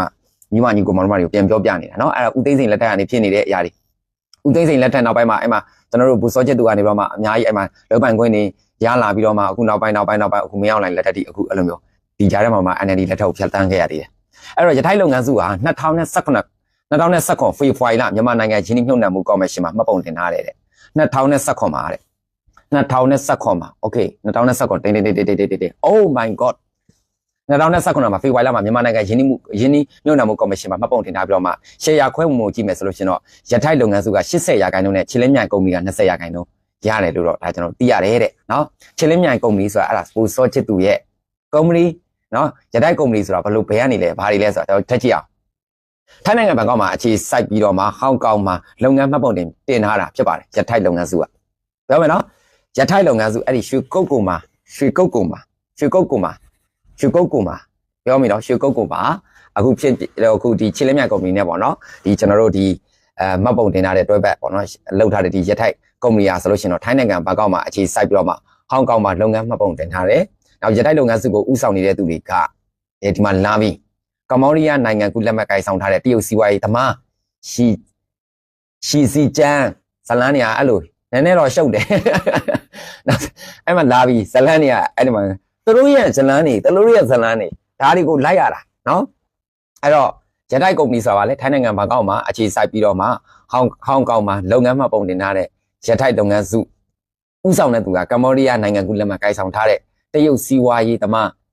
ရှီစီကျန်းအမလေးရှီစီကျန်းပြဿနာတွေကအဲ့လိုရှီစီကျန်းဖြစ်တယ်အဲ့ဒီရှီစီကျန်းကိုတရုတ်အစိုးရကလာပြီးပြဿနာအဲ့လိုလာပြီးအဲ့တော့အဲ့ဒီရှီစီကျန်းကိုတရုတ်အစိုးရအဲ့ရှီစီကျန်းကိုလေလောင်းကစားမှုတွေနဲ့ဆွဆွဲချက်တွေနဲ့2012တောင်ကအမလီလိုက်ရတာအမှုကိုနော်2012တောင်ကဖမ်းဆီးဖို့အတွက်ကြိုးစားပါတယ်ပြီးတော့အင်တာပိုခေါ်နိုင်ငံတကာရဲတပ်ဖွဲ့ကလည်းအနီအောင်အဆင့်အလိုရှိတဲ့သူအဖြစ်စရင်သွင်းခဲ့ပါတယ်အဲ့တော့ထိုင်းရဲတပ်ဖွဲ့ကသူ့ကိုဘန်ကောက်မြို့မှာ2020ခုနှစ်ဩဂုတ်လအတွင်းကဖမ်းဆီးခဲ့တယ်လို့လည်းဒါကျွန်တော်သတင်းရတယ်အဲ့တော့ဒေတိန်နဲ့အမေရိကန်နဲ့ကနေဒါနိုင်ငံတွေမှာရွှေကုတ်ကိုမျိုးသစ်စီမံကိန်းခေါင်းဆောင်တွေဖြစ်ကြတဲ့ဘိုးမူကြီးစောချစ်သူရှီစီကျန်းနဲ့ချင်းလင်းမြိုင်ကုမ္ပဏီကိုဒါဒရိုက်တာစောမင်းဦးတို့ကိုမြန်မာကမ္ဘောဒီးယားနဲ့လာအိုနိုင်ငံတွေမှာကြားပြန့်ခြင်းတဲ့လူကုန်ကူးမှုကျူးလွန်တဲ့အခါမှာပါဝင်ပတ်သက်ကြောင်းဆွဆွဲပြီးတော့မှ2023ဒီဇင်ဘာလ10ရက်နေ့မှာပိတ်ဆို့အရေးယူခဲ့တာတွေရှိပါတယ်နော်အဲ့တော့ရွှေကုတ်ကိုမျိုးသစ်စီမံကိန်းကိုကျွန်တော်ဒီမှာမြို့သားဒီမိုကရေစီအဖွဲ့ချုပ် NLD အစိုးရလက်ထက်မှာကျတော့ရက်နာခိုင်းတာတော်ညာလည်းပဲဒီမှာပြောမနော်ဇလန်းလေးတွေကဒီလိုရှိတယ်ရွှေကုတ်ကိုမြို့သစ်စီမံကိန်းကိုအမျိုးသားဒီမိုကရေစီအဖွဲ့ချုပ် NLD အစိုးရလက်ထက်မှာရက်နာခိုင်းတော့ညာလည်းပဲအာဏာသိမ်းအကြမ်းဖက်စစ်ကောင်စီရဲ့လက်ထက်မှာပြန်လည်ခွင့်ပြုပေးခဲ့တယ်အဲ့ဒါဆိုလို့ရှိရင်တော့မင်းအောင်လှိုင်ကိုဖမ်းသွားအဲ့ဒါပဲမင်းအောင်လှိုင်ကိုသွားဖမ်းဟုတ်လားမဟုတ်လား NLD အစိုးရလက်ထက်မှာရက်နာခိုင်းလိုက်တယ်ဟုတ်တယ်မလား NLD အစိုးရလက်ထက်မှာရက်နာခိုင်းလိုက်တယ်ဒါပေမဲ့ပါလဲအာဏာသိမ်းပြီးတဲ့နောက်မှာစစ်ကောင်စီကပြန်လည်ခွင့်ပြုပေးခဲ့တယ်ဆိုလို့ရှိရင်ဒါအဲ့တော့စစ်ကောင်စီဆိုတော့မင်းအောင်လှိုင်ပေါ့ခင်ဗျားတို့ဖမ်းမှာဘယ်သူဖမ်းပါလဲအဲ့တော့မင်းအောင်လှိုင်မှာခွင့်ပြုတာခင်ဗျားတို့စစ်ကောင်စီဘက်ကဘာတူလဲဒီခိုင်းနေနဲ့ဒီဟာတွေနဲ့ပတ်သက်ပြီးငွေကြေးလေးလဲခိုင်းနေပြန်လဲပြီးတော့မှအသက်ဝင်လာအောင်ပြန်လဲပြီးတော့မှလှုပ်ဆောင်ပိုက်ခွင့်တွေပြန်ပေးတာဘာတူလဲအဲ့တော့စစ်ကောင်စီဆိုလို့ရှိရင်စစ်ကောင်စီကိုဖမ်းလိုက်ရတာအတန်ကောင်းခင်းမနေနဲ့နော် အတန်ကောင်းဟင်းမနေနဲ့အဲ့တော့ရထိုက်လုပ်ငန်းစုကတော့သူတို့အပေါ်မှာစိုးစဲချက်တွေမှန်ကန်မှုမရှိဘူးဆိုတဲ့အကြောင်းတွေ KK ပတ်ခါသူတို့နဲ့မသက်ဆိုင်ဘူးဆိုတဲ့အကြောင်းတွေထိုင်းနိုင်ငံအခြေစိုက်ဘန်ကောက်ပို့သတင်းစာမှာတော့ထုတ်ပြန်ကြေညာချက်တွေထုတ်ပြီးတော့မှပြန်လည်ရှင်းပြထားတာတွေတော့ရှိတယ်လို့တော့ပြောတယ်ရှုပ်နေတာပဲပတ်ချောက်လဲနေတာပဲဒါပေမဲ့ဘလူးပဲရှုပ်ဘလူးပဲပတ်ချောက်ပဲလဲနော် NND လက်ထက်မှာဒီလုပ်ငန်းတွေကိုနားခိုင်းထားတဲ့အရာကိုအာနာသိန်းအကြမ်းဖက်စစ်ကောင်စီရဲ့လက်ထက်မှာပြန်လည်လောက်ကိုက်ခိုင်းနေဆိုတော့မရောက်လိုက်ဒီအယော်ဆိုင်တွေမှာပါဝင်ပတ်သက်နေမှုတွေရှိနေတယ်လို့ဒါကျွန်တော်တို့တော့သုံးသပ်လို့ရတယ်နော်သုံးသပ်လို့ရတယ်အဲ့တော့အခုစိုးဝင်းလာတွေ့တယ်လို့ဒါကျွန်တော်တို့တော့သတင်းရတယ်နော်စိုးဝင်းလာတွေ့တယ်ဆိုတဲ့သတင်းလောက်တော့ကျွန်တော်တို့ဒါရတာတဲ့အဲ့တော့စိုးဝင်းလာတွေ့တယ်တဲ့ဒါစောချစ်သူကိုတဲ့စောချစ်သူကိုတွေ့တယ်တဲ့စောချစ်သူကိုတွေ့တယ်တဲ့နော်โอเคအဲ့လောက်ဆိုရင်တော့သဘောပေါက်တော့နော်အဲ့တော့တို့အခုတက်တွေစုပ်ထားတဲ့အခြေအနေအရရက်ကိုဒါကျွန်တော်တို့သုံးသပ်လို့ရမယ်အခုစိုးဝင်းနဲ့တွေ့တယ်စိုးဝင်းနဲ့တွေ့တယ်ဖတ်အမှလို့တော့သတင်းကြားတယ်ပေါ့နော်ဖတ်အမှလို့တော့သတင်းကြားတယ်အဲ့တော့စိုးဝင်းနဲ့တွေ့တယ်ဘာအကွက်တွေထက်လာအောင်မယ်ဆိုကျွန်တော်မပြောနိုင်သေးဘူးနော်အဲ့တော့ဂျန်နဲ့ကရင်အမျိုးသားကာကွယ်ရေးတပ်ဖွဲ့တွေအဖွဲ့အစည်းတွေနောက်တို့တွေရဲ့ထုတ်ပြချက်တွေကိုကျွန်တော်တို့နားဆွင့်ရမယ်ဆိုတော့မနေ့ကလည်းပြောပြထားတယ်နားဆွင့်မှာနော်နားဆွင့်မှာလို့ပဲဒါကျွန်တော်ပြောပြထားတယ်ချင်းလင်းမြိုင်ကစောချစ်သူဟာဟုတ်တယ်လေ20ရာခိုင်နှုန်းမရတယ်လေ20ရာခိုင်နှုန်းရတယ်ဟိုကဒီကျွန်တော်တို့ဆွမ်းနာပြောတဲ့အဖွဲ့တွေ80ရာခိုင်နှုန်းလို့တော့ပြောတယ်အဲ့တော့ဒီကိစ္စတွေအားလုံးကအကြမ်းဖက်စစ်အာဏာရှင်ခေါင်းဆောင်ပိုင်းနေနဲ့ပတ်သက်မှုရှိတယ်ရှုပ်ထွေးမှုရှိတယ်အဲ့တော့တို့ဖုံးဖိပြီးတော့မှကြိတ်ပုံပြေရှင်းနေကြတယ်သဘောပေါက်လားကြိတ်ပုံပြေရှင်းနေကြတာနော်တကယ်ဆိုမရောက်လိုက်မှဆွဲစီရမယ်ဒီကိစ္စတွေအားလုံးနော်စကားစပြန်ခွင့်ပြုတယ်လို့ပြောတယ်လေအန်နဒီလက်ထက်မှာတော့ဒီရှီကိုစီမံကိန်းကိုတို့ကရက်ခိုင်းထားတယ်လို့ပြောတယ်ဟုတ်လားမဟုတ်လားနော်ရက်ခိုင်းထားတယ်လို့ပြောတယ်ရက်ခိုင်းထားတဲ့အရာကိုဒီအာနာသိန်းအကြမ်းဖက်စစ်ကောင်စီရဲ့လက်ထက်မှာအာနာသိန်းအကြမ်းဖက်စစ်ကောင်စီရဲ့လက်ထက်မှာပြန်လောက်ခွင့်ပြန်ပေးလိုက်တယ်တဲ့သဘောပေါက်လားအဲ့တော့စောချစ်သူကလည်းဒီ3နှစ်လုံးမှာကျွန်တော်တို့ပြည်သူ့ဘက်တော်သားတွေဘက်ကိုမပေါင်းလာပဲနဲ့သူလုံနေတဲ့အကွက်တွေကမရောက်လိုက်များနိုင်သွားမလားဆိုတဲ့ပုံစံမျိုးနဲ့သူလှုပ်ထားတဲ့အကွက်တွေအများကြီးတွေ့ရတယ်နော်မရောက်လိုက်များနိုင်သွားမလားဆိုတဲ့ပုံစံမျိုးနဲ့မရောက်လိုက်တဲ့လက်ထက်မှာငါဒီထပ်ပြီးတော့နေရာရအောင်မလားသိန်းစိန်တော့အခွင့်တွေထပ်ပြီးတော့မှလုတ်ပိုင်ခွင့်တွေထပ်ရအောင်မလားဒါကတော့သိန်းစိန်လက်ထက်မှာသူတို့ကတက်လာတာပဲလေအပွင့်ဆုံးပြောရမယ်ဆိုလို့ရှိရင်တော့ဒီလုပ်ငန်းတွေအားလုံးသိန်းစိန်လက်ထက်မှာသူတို့တွေတက်လာတယ်လုတ်ပိုင်ခွင့်တွေရတယ်ဒီကိစ္စဆိုသိန်းစိန်လည်းအရေးယူရမှာပဲဒီကိစ္စငါသိန်းစိန်လည်းပြေးမလို့ဘူးအေယာဝတီထဲမသွားနဲ့သွားသိန်းစိန်မှာအကုန်လုံးဖန်ဆွဲစီအကုန်လုံးလုတ်ပလိုက်ဘယ်သူလုတ်ပိုင်ခွင့်ပေးတာလဲဟုတ်လားမဟုတ်လားဘယ်သူတွေလက်ထက်နေစတာလဲဒါတွေပဲလေနော်လောင်းကစားတလောက်ထိလုံနေတယ်ဆိုတာကြီးကြာပြီလေပြောချင်တာတကွာကြာပြီလေနော်အဲ့တော့ဦးသိန်းစိန်လက်ထက်ကနေစပြီးတော့မှဒီကိစ္စတွေအားလုံးကနော်ကြိတ်ဟုတ်ကဲ့ပါကျေးဇူးအများကြီးတင်ပါတယ်ခွေအဲ့တော့ကြိတ်ဒီလိုဖြစ်လာတာဖြစ်တယ်အဲ့ဦးသိန်းစိန်မှာဆွဲစီသွားနော် NND လက်ထက်တော့ရနာခွင့်တောင်းနေတဲ့ရက်ထားဖို့အတွက်သူတို့ပြောတယ်သူတို့မရက်ဘူးနော်မရက်ဘဲနဲ့ဒီသူတို့တွေဒီအဲ့ဒါဘာလဲဒီကျွန်တော်တို့ BGF ဘက်ကနေပြီးတော့မှနှုတ်ထွက်ဖို့အတွက်တွေပါတော့လှုပ်တယ်လို့တော့တဲတော့ကြားတယ်အဲ့ဒါကိုသူတို့မနှုတ်ထွက်သိနေဘူးဆိုအာနာကောက်သိမ်းလိုက်တယ်အာနာကောက်သိမ်းလိုက်တဲ့အခါကျတော့နော်တာများတာမလားဆိုတဲ့အနေအထားမျိုးနဲ့ဆက်ပြီးတော့မှအာနာသိအကြမ်းဖက်စစ်ကောင်စီဘက်ကိုဆက်ပြီးရက်တည်တာအခု၅ပါးမောက်တာပဲဘယ်အချိန်မှမောက်တာလဲသိလားအဲ့ဒီဟိုဟာပဲဗာလဲလောက်ကန်ကိစ္စလေလောက်ကန်ကိစ္စမှာလုံးဝကိုရှင်းလင်းရေးတွေကြိတ်တဲ့အခါမှာအကုန်ပေါ်တာပဲအခုသူတို့အဲ့ဒါကြိတ်ရှင်းနေတယ်ဒီကိစ္စအားလုံးအဲ့တော့ဒီကိစ္စမှာပါဝင်ပတ်သက်နေပြီးတော့မှအရှုပ်အထွေးတွေညှိနေတာကစကားစပါတယ်ဘာကူပါတယ်မင်းအောင်လိုင်းပါတယ်ခင်ဗျားတို့မင်းအောင်လိုင်းမှာဖမ်းရမယ်နောက်ဆုံးပြောရမယ်ဆိုရင်မင်းအောင်လိုင်းမှာဖမ်းသွားခင်ဗျားတို့အကြမ်းဖက်စစ်ကောင်စီအဖွဲ့တွေအကုန်လုံးဖမ်းဒီကိစ္စမှာအကုန်လုံးဖမ်းအဲ့ဒါကြောင့်ပြောနေတာအကုန်လုံးဖမ်းပြီးတော့မှစစ်အကုန်လုံးမင်းမြတ်မှုတွေအကုန်လုံးလုပ်ရမယ်နော်ခင်ဗျားတို့ပါဝင်ပတ်သက်မှုတွေရှိတယ်နောက်ထိုင်းနိုင်ငံမှာအကြမ်းဖက်စစ်ကောင်စီနဲ့ပတ်သက်ပြီးတော့မှဗာလဲလက်နက်ပွဲစားတွေပါမိထားတဲ့ကိစ္စတွေရှိတယ်မင်းအောင်လိုင်းရဲ့သားနဲ့သမီးနဲ့ကိစ္စတွေလည်းရှိတယ်နော်မင်းအောင်လည်းသားနဲ့သမီးရဲ့ကိစ္စတွေငွေမဲခွာချမှုတွေငွေစေဝါမှုတွေနဲ့လည်းပတ်သက်ပြီးတော့မှညီးတာတွေရှိတယ်အဲ့တော့ခင်ဗျားတို့အားလုံးကဝေစားမျှစားလုပ်ခဲ့တာပဲဒီကိစ္စတွေအားလုံးအခုမှနင်းလဲအပြစ်ရှိတယ်လုပ်နေကြတာသဘောပေါက်လားမသိဘူးနော်နင်းလဲအပြစ်ရှိတယ်ဆိုတော့မှအခုသူတို့ထိပ်ပိုင်းနေအကုန်လုံးညှဉ်းညံ့နေတာအခုကဒီကိစ္စကသူကဟိုးတုန်းကလို့ပေါ့နော်သူတို့ကဖုံပိနဲ့သူတို့ရှင်းကျင်နေကြတာဖုံပိနဲ့တူတိတ်နဲ့ဒီကိစ္စကိုသူတို့ကသွားကျင်ကြတာခတ်တော့တီတူလူတို့ကသဘောတွေပေါက်လာတယ်လက်တို့လာကြတယ်အတိပေးလာကြတယ်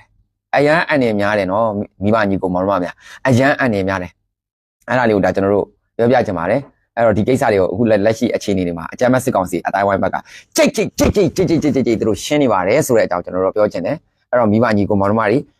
လှုပ်เสียရှိရဆက်လုပ်ပါတိုက်เสียရှိရဆက်တိုက်ပါကြိတ်เสียရှိရဆက်ကြိတ်ပါနော်ဘာကြောင့်လဲဆိုတော့ကျွန်တော်မြေပုံလေးတစ်ခုပြပါမယ် နေ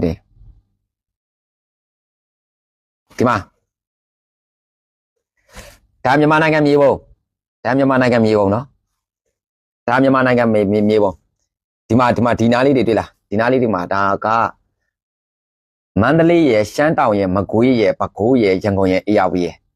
ဒါပဲကြံတော့တယ်ပြီးရင်ကျွန်တော်တို့အောင်မြင်မှုရပြီနော်โอเคနော်အဲ့တော့ fighting ကြံတဲ့အရာတွေအားလုံးပြည်သူပိုင်နဲ့ကြည့်ပဲโอเคဒီမှာကြည့်မရောက်လိုက်လက်ထက်မြေပုံနဲ့တနင်္လာရီတိုင်းလာမထိနဲ့တော့တနင်္လာရီတိုင်းမပေါ့တော့မြေပုံပြမှရမှာသိလားမြေပုံနဲ့ရှင်းမှရမှာဒီကိစ္စမြေပုံနဲ့ကျွန်တော်အများကြီးရှင်းပြခြင်းနဲ့မိဘကြီးကောင်မတို့တွေမြေပုံလေးနဲ့ကျွန်တော်တို့ကရှင်းပြမှကွင်းလက်ရှိအခြေအနေတွေကိုဒါကျွန်တော်တို့သိရမယ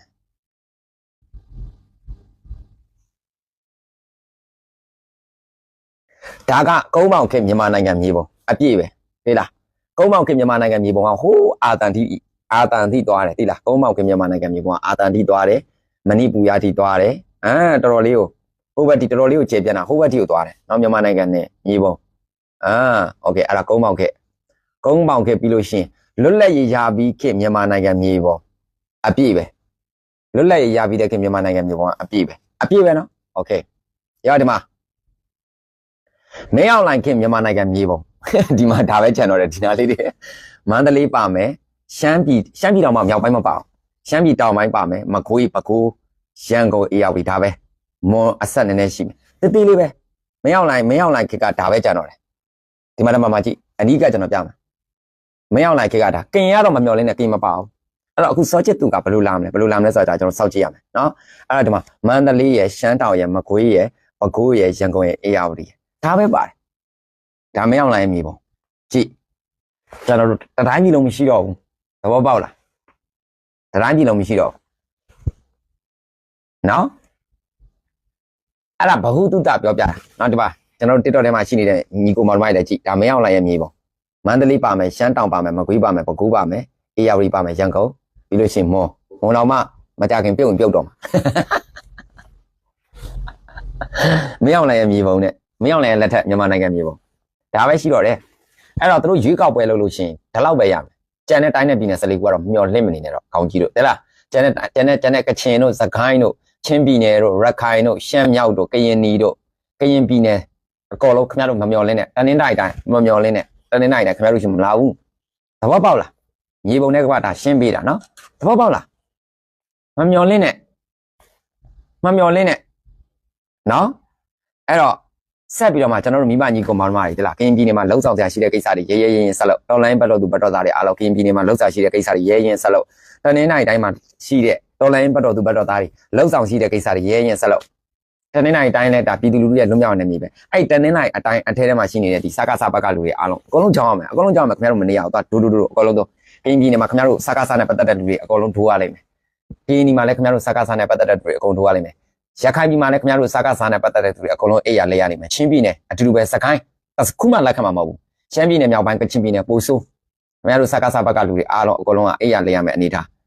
းနော်အခုလက်ရှိလက်ကျန်ကမန္တလေးရဲ့ရှမ်းတောင်ရဲ့မကွေးရဲ့ပဲခူးရဲ့ရန်ကုန်အေရဝတီဒါလောက်အဆက်ပဲခင်ဗျားတို့ကျန်တော့တယ်နော်အဲ့ဒါပဲကျန်တော့တယ်အဲ့တော့အလဲပိုင်းတိုင်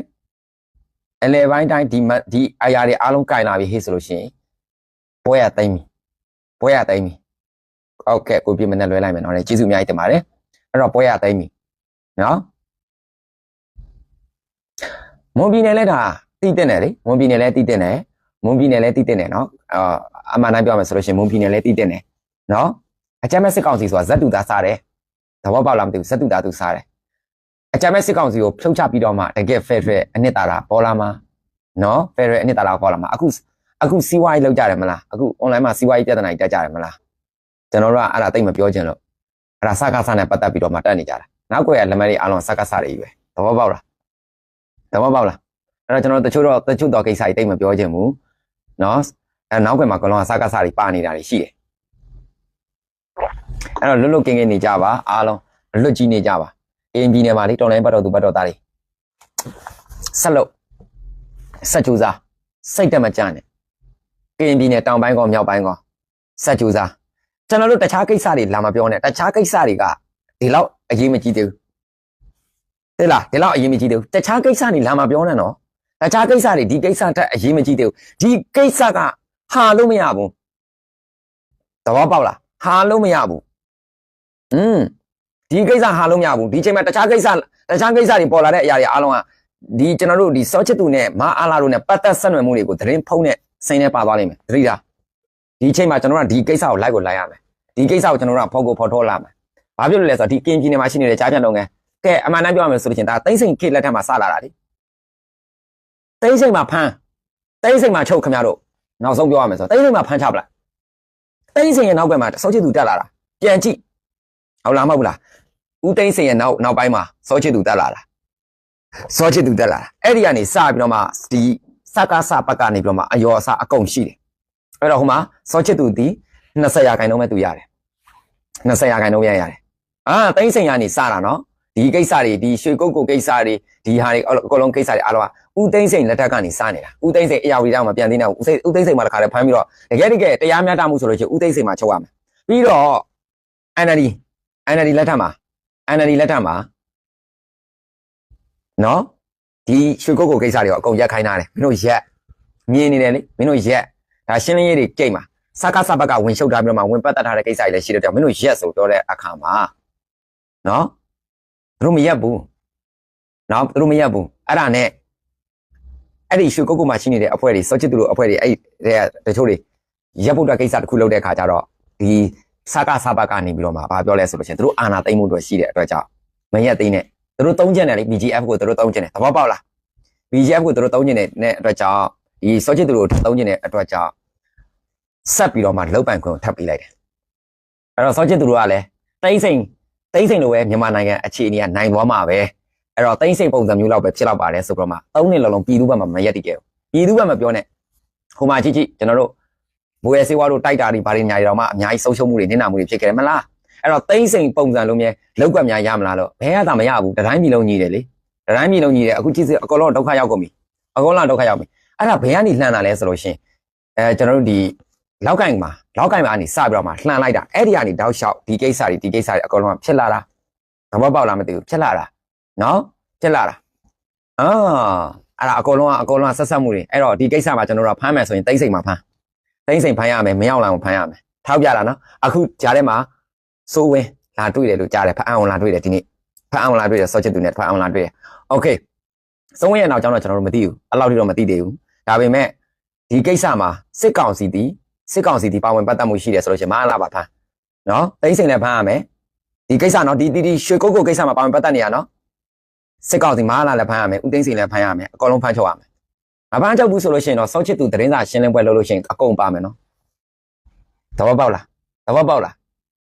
ခင်ဗျားတို့စားပြီးတော့စောချစ်သူကိုကျွန်တော်တို့စစ်ထုတ်ကြည့်လိုက်လို့ရှင်ပေါ်မှာပဲလေစောချစ်သူဒီကိစ္စတွေဘလို့မျိုးဒီစကားစပတ်ကနေပြီးတော့မှပတ်သက်မှုတွေရှိခဲ့တယ်ဘယ်ကနေစခဲ့တယ်ဘသူကနေပြီးတော့မှတာဝန်တွေပေးခဲ့တယ်ဘလို့တွေပေးခဲ့ဆိုစောချစ်သူဖော်မှာသဘောပေါက်လားဖော်မှာ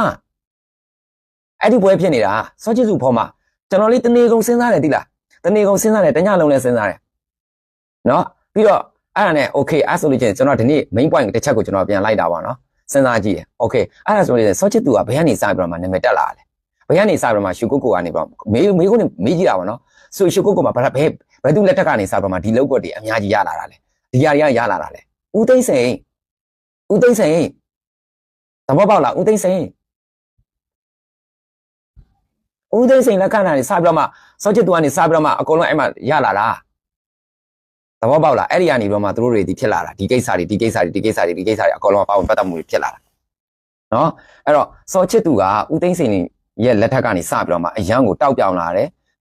အာရိုးရိုးတောက်ပြောင်လာတာမဟုတ်ပဲနဲ့တကယ်ဒီလောင်းစားလုပ်ငန်းတွေဒီလိုမျိုးပေါ့နော်ဟို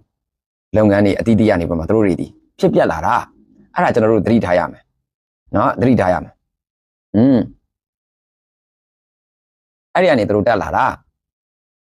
ာနော်အဲ့ဒါကျွန်တော်တို့တွေကဘာဖြစ်ရမလဲဆိုလို့ရှိရင်ဟိုဒီຢာတွေအားလုံးကိုလိုက်နိုင်ရမယ်ဦးသိန်းစိန်လက်ထက်ကနေသူတို့စတက်လာတာဒီကိစ္စတွေအားလုံးစောချစ်သူကတက်လာတာဦးသိန်းစိန်လက်ထက်ကနေစတက်လာအားကြောင့်ကျွန်တော်တို့တွေအားလုံးအခုလိုအပ်တဲ့အချက်လက်တွေအကုန်လုံးပြန်လိုက်ရတာပေါ့နော်ပြန်လိုက်ရတယ်ပြန်လိုက်ပြီးတော့မှအခုပြန်လိုက်ပြီးတော့မှစီစစ်နေရတယ်โอเคအဲ့ဒါတွေအားလုံးကဒီကျွန်တော်တို့10လပိုင်း29စစ်စင်ရေးအဲ့ရနေစနေတာပဲ ဆယ်လပိုင်း20နဲ့ခွန်စစ်စင်ရေးဒီအရန်ထီအောင်မှုရှိတယ်အရန်ပြန်တတ်မှုရှိတယ်အရန်ကိုဘယ်လိုပြောမလဲအများကြီးလွှမ်းမိုးမှုရှိတဲ့ဟာဖြစ်သွားတယ်နော်အဲ့တော့ဒီမြောက်ဒီမှာအခြေစိုက်ကြားပြန့်နေနေရေးနဲ့ပတ်သက်ပြီးတော့ထိုင်းစစ်တပ်ဘရင်တက်မလို့ကိုရန်ပူပေါင်းတစ်ဖွဲ့ရမရောက်နိုင်နဲ့လာတွေးပြီးသွားပြီမရောက်နိုင်နဲ့လာတွေးပြီးသွားပြီမရဘူးဒီကိစ္စတွေအားလုံးအကုန်လှန်လိုက်မယ်နော်အကုန်လှန်လိုက်မယ်အဲ့တော့ပြန်လမ်းမှာအဲ့ရောဦးသိန်းစိန်လက်ထက်နေလမ်းမှာပဲအဲ့တော့ဦးသိန်းစိန်လက်ထက်နေစသွားအကုန်လုံးအားလုံးသွားနော်အဲ့တော့အချင်းချုပ်ကလေးတွေဒါကျွန်တော်တို့လူမှုကွန်ရက်ပေါ်မှာအချင်းချုပ်လေးတွေသုံးသက်တဲ့လူတွေတချို့ရဲ့သုံးသက်ချက်ကလေးတွေကိုဒါကျွန်တော်တို့ကအခုအားလုံးကိုနားလည်အောင်ဒါကျွန်တော်တို့ကပြန်လည်ပြီးတော့မှပြောပြမယ်နော်လူမှုကွန်ရက်ပေါ်မှာတချို့သုံးသက်ကြတဲ့လူတွေရဲ့သုံးသက်မှုတွေဒါကျွန်တော်တို့ပြန်လည်ပြီးတော့မှပြောပြမယ်လူငယ်တွေမျိုးဆက်တဲ့ generation C တွေကလေမင်းလဲနော်တွေပါမလုံးနဲ့မင်းလဲနော်တွေပါတွေမလုံးနဲ့လူငယ်တွေကဒါကိုလေ့လာရမယ်သုံးသက်ရမယ်မင်းလဲနော်ဆိုတဲ့ကိုတန်းစိန်မင်းလဲနော်ဆိုတဲ့စကားကိုလာမပြောနဲ့တလားမင်းလဲနော်ဆိုတဲ့စကားကိုလာမပြောနဲ့နော်ခင်ဗျားတို့အကြမ်းမဲ့စစ်ကောင်စီတွေကအရာရာတိုင်းမှာပါဝင်ပတ်သက်မှုရှိတယ်သဘောပေါက်လားခင်ဗျားတို့ဒီရှေကိုကိုနဲ့ပတ်သက်တဲ့အရာတွေမှာခင်ဗျားတို့စကားစားဘက်ကလူတွေအကုန်လုံးရင်းနှီးမြှုပ်နှံမှုတွေရှိတဲ့ဟာတွေရှယ်ယာတွေပါအောင်ပါအဲ့လိုရှင်တတိရှိလို့ရှင်စောချစ်တို့သတင်းစာရှင်းလင်းပွဲလုပ်ခိုင်းလိုက်လေလက်ခံမလားမင်းလဲတော့မလုံးနဲ့နော်စောချစ်တို့သတင်းစာရှင်းလင်းပွဲလုပ်ခိုင်းမလား international သတင်းထောက်တွေအကုန်ခေါ်လိုက်မယ်ခင်ဗျားတို့ဘက်ကတတိရှိတယ်ဆိုလို့ရှိရင်မင်းလဲတော့ဆိုမလုံးနဲ့နော်စောချစ်တို့ကိုလုံခြုံရေးကိုပေးပြီးတော့တေချာပေးပြီးတော့မှအားလုံးတေချာပေးပြီးတော့မှ international သတင်းထောက်တွေအကုန်လုံးခေါ်မယ်ခင်ဗျားတို့စကားစားတစ်ခါလဲချောင်းမမဲ့အကွက်ကြီးနော်သဘောပေါက်လား तू အကုန်ပြောမှာပဲဘာသူလက်ထက်မှာဒါတွေဖြစ်လာလဲဘာသူလက်ထက်မှာဒါတွေဖြစ်လာလဲနောက်ဆုံးထွက်ပေါက်ပိတ်တဲ့သူကအကုန်ပြောမှာခင်ဗျာစဉ်းစားထားအောက်မှာပေါက်ပြ80လာမရင်းနဲ့ငွေဦးမေပေါက်ပြ80လာမရင်းနဲ့ပေါက်ပြ80လာမရင်းနဲ့ကျွန်တော်တို့ကလေမစဉ်းစားဘူးသိလားဒါမျိုးတွေဆိုအဲ့ဒါလာမရင်းနဲ့တဘာဝကြတွေးပေါက်ပြ80အောက်မှာလာမရင်းနဲ့တဘောပေါက်လားပေါက်ပြ80လာမရင်းနဲ့တဘောပေါက်လာမသိနော်ပေါက်ပြ80လာမရင်းနဲ့အဲ့တော့ဒီကိစ္စတွေအားလုံးတတ်သိရှိလို့ရှိရင်နိုင်ငံတကာသတင်းမီဒီယာတွေအကုန်ခေါ်ပြီးတော့မှအမှစောချစ်သူကိုမေးစောချစ်သူကနေမှတစ်ဆင့်ဒီကျွန်တော်တို့ဒီရွှေကုတ်ကိုနဲ့ပတ်သက်ပြီးတော့ဘယ်လိုဖြစ်လာတာလဲပြီးတော့ PGF တာဝန်နဲ့ပတ်သက်ပြီးတော့မှဘယ်သူတွေခန့်အပ်ပေးခဲ့တာလဲဒါတွေအဲ့ဒါတွေအကုန်ပြန်လည်ရမှာပဲလေဘယ်လိုခန့်အပ်ခဲ့တာလဲနောက် PGF ဆိုတော့ဘယ်လိုဖြစ်ပေါ်လာတာလဲဘယ်နှစ်ခုနဲ့ဖြစ်ပေါ်လာလဲပြီးလဲပြီးဦးသိန်းစိန်လက်ထက်ရောက်လာတယ်အဲ့ဦးသိန်းစိန်လက်ထက်ကနေစပြီးအဲ့ရနေစပြီးတော့မှရွှေကုတ်ကိုကအင်အားထွားလာတယ်ရွှေကုတ်ကိုဆိုတာအရင်တော့ရွာအဆင့်ပဲရှိတယ်အခုနောက်ပိုင်းတော့အဲ့ဦးသိန်းစိန်လက်ထက်ရဲ့နောက်ပိုင်းတော့မှဒီလိုအင်အားတွေထွားလာတယ်အဲ့အင်အားထွားလာမှုတွေနဲ့ပတ်သက်ပြီးတော့အဲ့မှာတီဆောက်မှုတွေနဲ့ပတ်သက်ပြီးတော့မှစကားစားဘက်ကနေပြီးတော့မှခွင့်ပြုတာဘယ်သူတွေခွင့်ပြုခဲ့လဲအဲ့ခွင့်ပြုခဲ့တဲ့သူတွေကစအကုန်လုံးဆွဲစီရမှာလေခင်ဗျားတို့စားခဲ့လို့ပေါ့ခင်ဗျားတို့မျိုးစုခဲ့လို့ပေါ့ခင်ဗျားတို့စစ်ကောင်စီရက်ဘူးလားအသက်တွေက65 90 80ပြည့်တော့မယ်ခင်ဗျားတို့ပါဝင်ပတ်သက်ပြီးတော့မှမျိုးစုခဲ့တဲ့ဟာတွေအခုအကုန်ပေါ်တာပဲလေသဘောပေါက်လားခင်ဗျားတို့ရှုပ်ခဲ့တဲ့ဇလန်းတွေလေဒါခင်ဗျားတို့ရှုပ်ခဲ့တဲ့ဇလန်းတွေမျိုးဆက်တစ်တွေမှာဘာပြဿနာမှမရှိဘူးမျိုးဆက်တစ်တွေမှာပြဿနာမရှိဘူးအခုခင်ဗျားတို့အခုမျိုးဆက်တစ်တွေကဘာပြဿနာမှမရှိဘူးမျိုးဆက်တစ်တွေကခင်ဗျားတို့ဖြစ်ပြနေတဲ့ပြဿနာတွေအားလုံးမျိုးတူစုလိုက်လုပ်ပြီးတော့မှရှင်းနေရတယ်အခုဆိုလို့ရှိရင်ဒီရှုကုတ်ကိုနဲ့ပတ်သက်ပြီးတော့မှဘသူတွေပါဝင်နိုင်တယ်လဲဘသူတွေပတ်သက်နိုင်လဲလူဆိုးတခိုးချဖို့ခင်ဗျားတို့စကားစားအချမ်းမဲ့စကောင်းစီပဲအဲ့တော့ပါဝင်ပတ်သက်ပြီးခိုးကြခဲ့တဲ့သူတွေစားခဲ့ကြတဲ့သူတွေမျိုးကြခဲ့တဲ့သူတွေအကုန်လုံးလာလေးအမှရှင်းအဲကြောင့်တတိရှိလို့ချင်းစောချစ်သူကို international သတင်းထောက်တွေအကုန်လုံးခေါ်ပြီးတော့မှပါဝင်ပတ်သက်ခဲ့တဲ့သူတွေအားလုံးရှင်းပြခံလိုက်အကုန်ပါမယ်အကုန်ပေါ်မှာဒီကိစ္စသဘောပေါက်လားမသိဘူးအကုန်ပေါ်မှာတခုမှကြံမှာမဟုတ်အကုန်ပေါ်မှာအဲ့တော့ဦးသိန်းစိန်နဲ့ခင်ဗျားတို့ဘယ်လိုဆက်ဆက်မှုတွေရှိတယ်လဲဘယ်လိုအကျော်စားကြတွေရှိခဲ့တယ်လဲပြီးတော့မှ NLD လက်ထက်တော့ NLD မှာရှိနေတဲ့လူတွေကရွှေကုတ်ကူနဲ့ပတ်သက်ပြီးတော့မှဒီຢာတွေနဲ့ဒီနယ်ဆက်ရေးຢာတွေနဲ့ပတ်သက်ပြီးတော့မှဘယ်လိုတားမြစ်မှုတွေလုပ်ခဲ့တယ်လဲနော်ဘယ်လိုရက်ဆိုင်မှုတွေလုပ်ခဲ့တယ်လဲအဲ့ဒီຢာတွေပေါ်မှာခင်ဗျားတို့အကြမ်းမဲ့စစ်ကောင်စီကဘယ်လိုမလုံးတွေပြန်ပေးပြီးတော့မှစောချစ်သူတို့ဘယ်လိုစီအောင်ပြန်ခဲ့တယ်လဲဘယ်လိုပြန်အသုံးချခဲ့တယ်လဲဒါတွေအကုန်လုံးလာမယ်လေသဘောပေါက်လားဒါတွေပဲ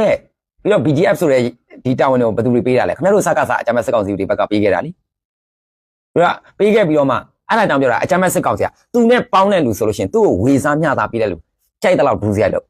ကြိုက်တဲ့လောက်မူရည်စီဝါဖြန့်ကျွန်တော်ပြောတာဘူးတုတပဲအခုလက်တွေ့ဒါအောင်ပဲကြည့်အကြမ်းမဲ့စစ်ကောင်စီကလေသူနဲ့ပတ်သက်တဲ့လူသူ့ကိုအခွန်အခါတွေပေးနေတဲ့သူ့ကိုဝေစားမျှစားလုပ်ပေးတဲ့သူလေဒူးစရိုက်လုပ်ငန်းကြိုက်တဲ့လောက်လို့တလားဒူးစရိုက်လုပ်ငန်းကြိုက်တဲ့လောက်လို့မူရည်စီဝါကြိုက်တဲ့လောက်ဖြန့်သူအကုန်လုံးခွင့်ပြုတယ်အကြမ်းမဲ့စစ်ကောင်စီတွေကအဲ့ဒါသဘောပေါက်လားအခုဒါဝဲကြည့် ဒီကိစ္စတွေကိုပဲကြည့်သူတို့ဘာမှမပြောဘာဖြစ်လဲဒါစားနေရလို့ဝါနေလို့အဲကြောင့်ဒီကိစ္စမှာပါဝင်ပတ်သက်ခဲ့တဲ့ဦးသိန်းစိန်တို့ခင်ဗျားတို့စကားစဘက်ကထိပ်ပိုင်းဆိုင်ရာလူကြီးတွေတချို့ဗိုလ်ချုပ်တွေဗိုလ်မှူးတွေမအားလားမရောက်လားအကုန်ဖမ်းသွားမလုပ်ရဘူးလားခင်ဗျားတို့ရှင်းရမယ်နော်ဒီကိစ္စတွေအားလုံးခင်ဗျားတို့ပတ်သက်ခဲ့တဲ့အရာတွေအားလုံးပဲအခုခင်ဗျားတို့တိုးတိုးတိတ်တိတ်နဲ့ဖြည့်ရှင်းနေစုံဝင်လာတယ်နော်စုံဝင်လာတယ်ပါမာလို့ကျွန်တော်တို့သတင်းကြားတယ်နော်စောချစ်သူနဲ့လာတွေ့တယ်လို့ကြားတယ်အဲ့နောက်ပိုင်းမှာအခုသတင်းတွေခဏရက်နေတယ်ဒါပေမဲ့သဘောပေါက်တယ်ခင်ဗျားတို့ညှိမယ်နော်ပြီးလို့ရှိရင်ဘလို့ပုံစံမျိုးနဲ့ခင်ဗျားတို့ပြန်ရိုက်မလဲဆိုလို့ရှိရင်အခုလာရှိုးမှာခင်ဗျားတို့စကားစအကြမ်းမဲ့စစ်ကောင်စီမရောက်လာဟလာသေတန်းနဲ့ပြည်သူလူထုအကြိုက်ဖြစ်အောင်သတင်းလွှင့်လိုက်တယ်သေတန်းနဲ့အမလေးရဲချင်းစရာမောချင်းစရာစကားစသေတန်းလေးပြန်လဲလွတ်ဖို့တော့အခွင့်အရေးအများကြီးရှိတယ်တိလာမိဘကြီးကိုမောတော့များသဘောပေါက်ထိုင်းနိုင်ငံလိုပြတ်သားတာမဟုတ်ဘူးသူတို့တွေ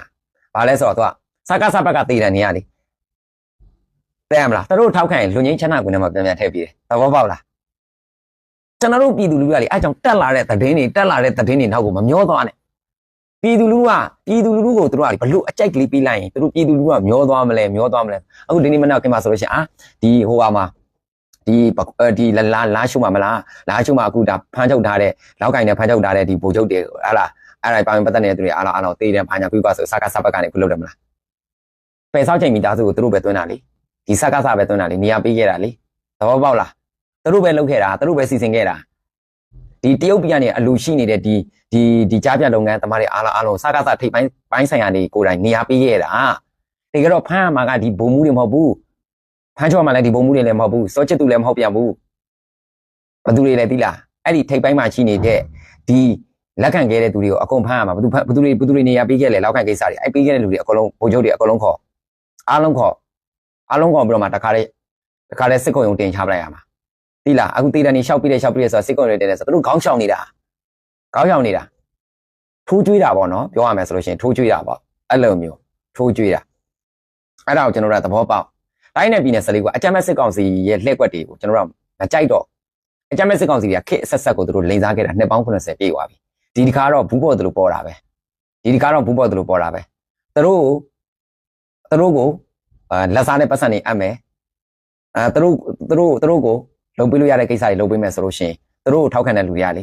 ေကြိုက်တာလို့မွေးစေဝါရောင်းလဲသူတို့ခွင့်ပြုတယ်မသိချင်ရောက်ဆောင်တာရှင်းပြောမယ်ဆိုရှေ့ကုတ်ကမှာမွေးစေဝါတွေအများရောင်းတယ်သဘောပေါက်လားမွေးစေဝါရောင်းတာတွေလည်းရှိတယ်မွေးစေဝါဖြန့်ချိတာတွေလည်းရှိတယ်နော်မြင်းစေးလုပ်တဲ့ကိစ္စတွေလည်းရှိတယ်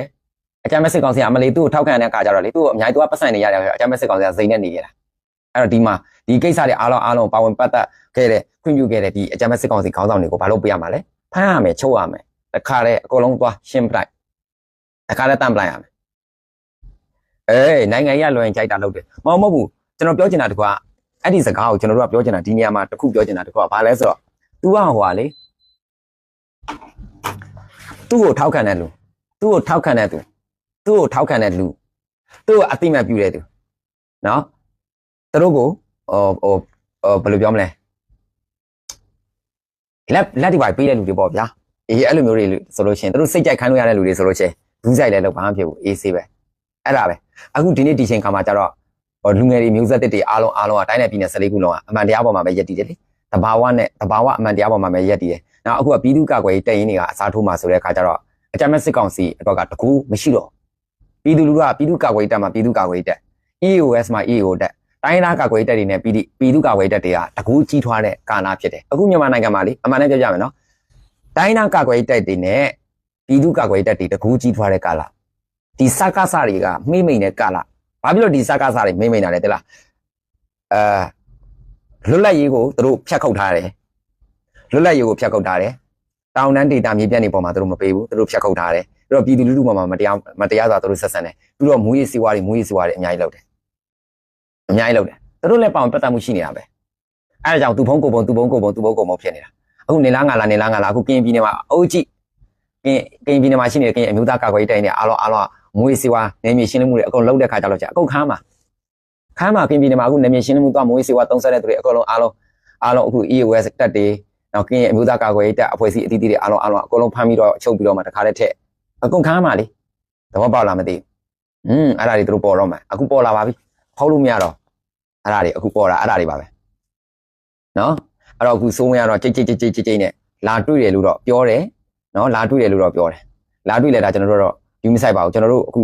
လောက်ဆောင်စရာရှိတဲ့ကိစ္စတွေကိုဆက်လုပ်ပါသွားစရာရှိတဲ့ကိစ္စတွေကိုဆက်သွားပါဒါကျွန်တော်တို့တော့အကောင့်နဲ့ပေါ်စရာရှိတဲ့ကိစ္စတွေကိုဆက်ပေါ်ပါလို့ဒါကျွန်တော်တို့ကတော့ပြောချင်တယ်မိဘညီကိုမောင်တို့နော်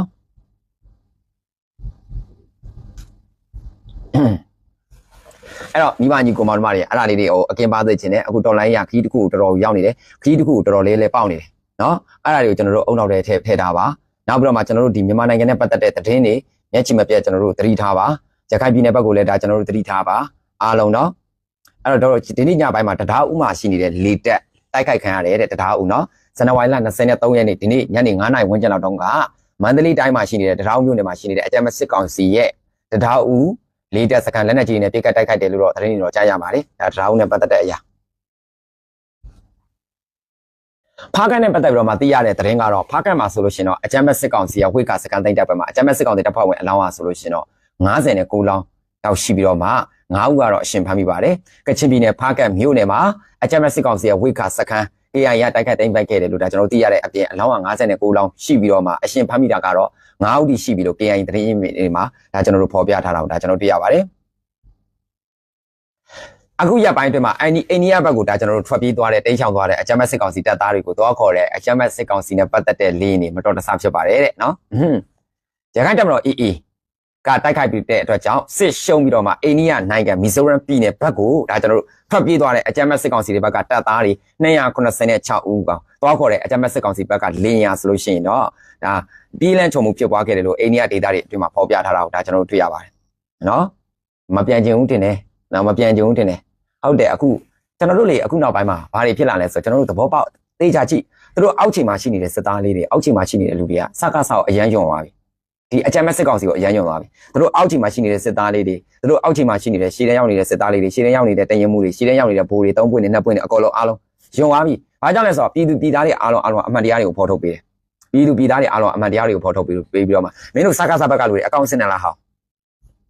ကြားလားမင်းတို့စကားစဘက်ကလူတွေအကောင့်အစ်နဲ့လားဟောတတိရှိပြည်သူလူတို့ရင်ဆိုင်တဲ့စကားပြောကြတယ်ဆိုလို့ရှိရင်အကောင့်အစ်နဲ့ဝင်ခဲ့သဘောပေါက်လား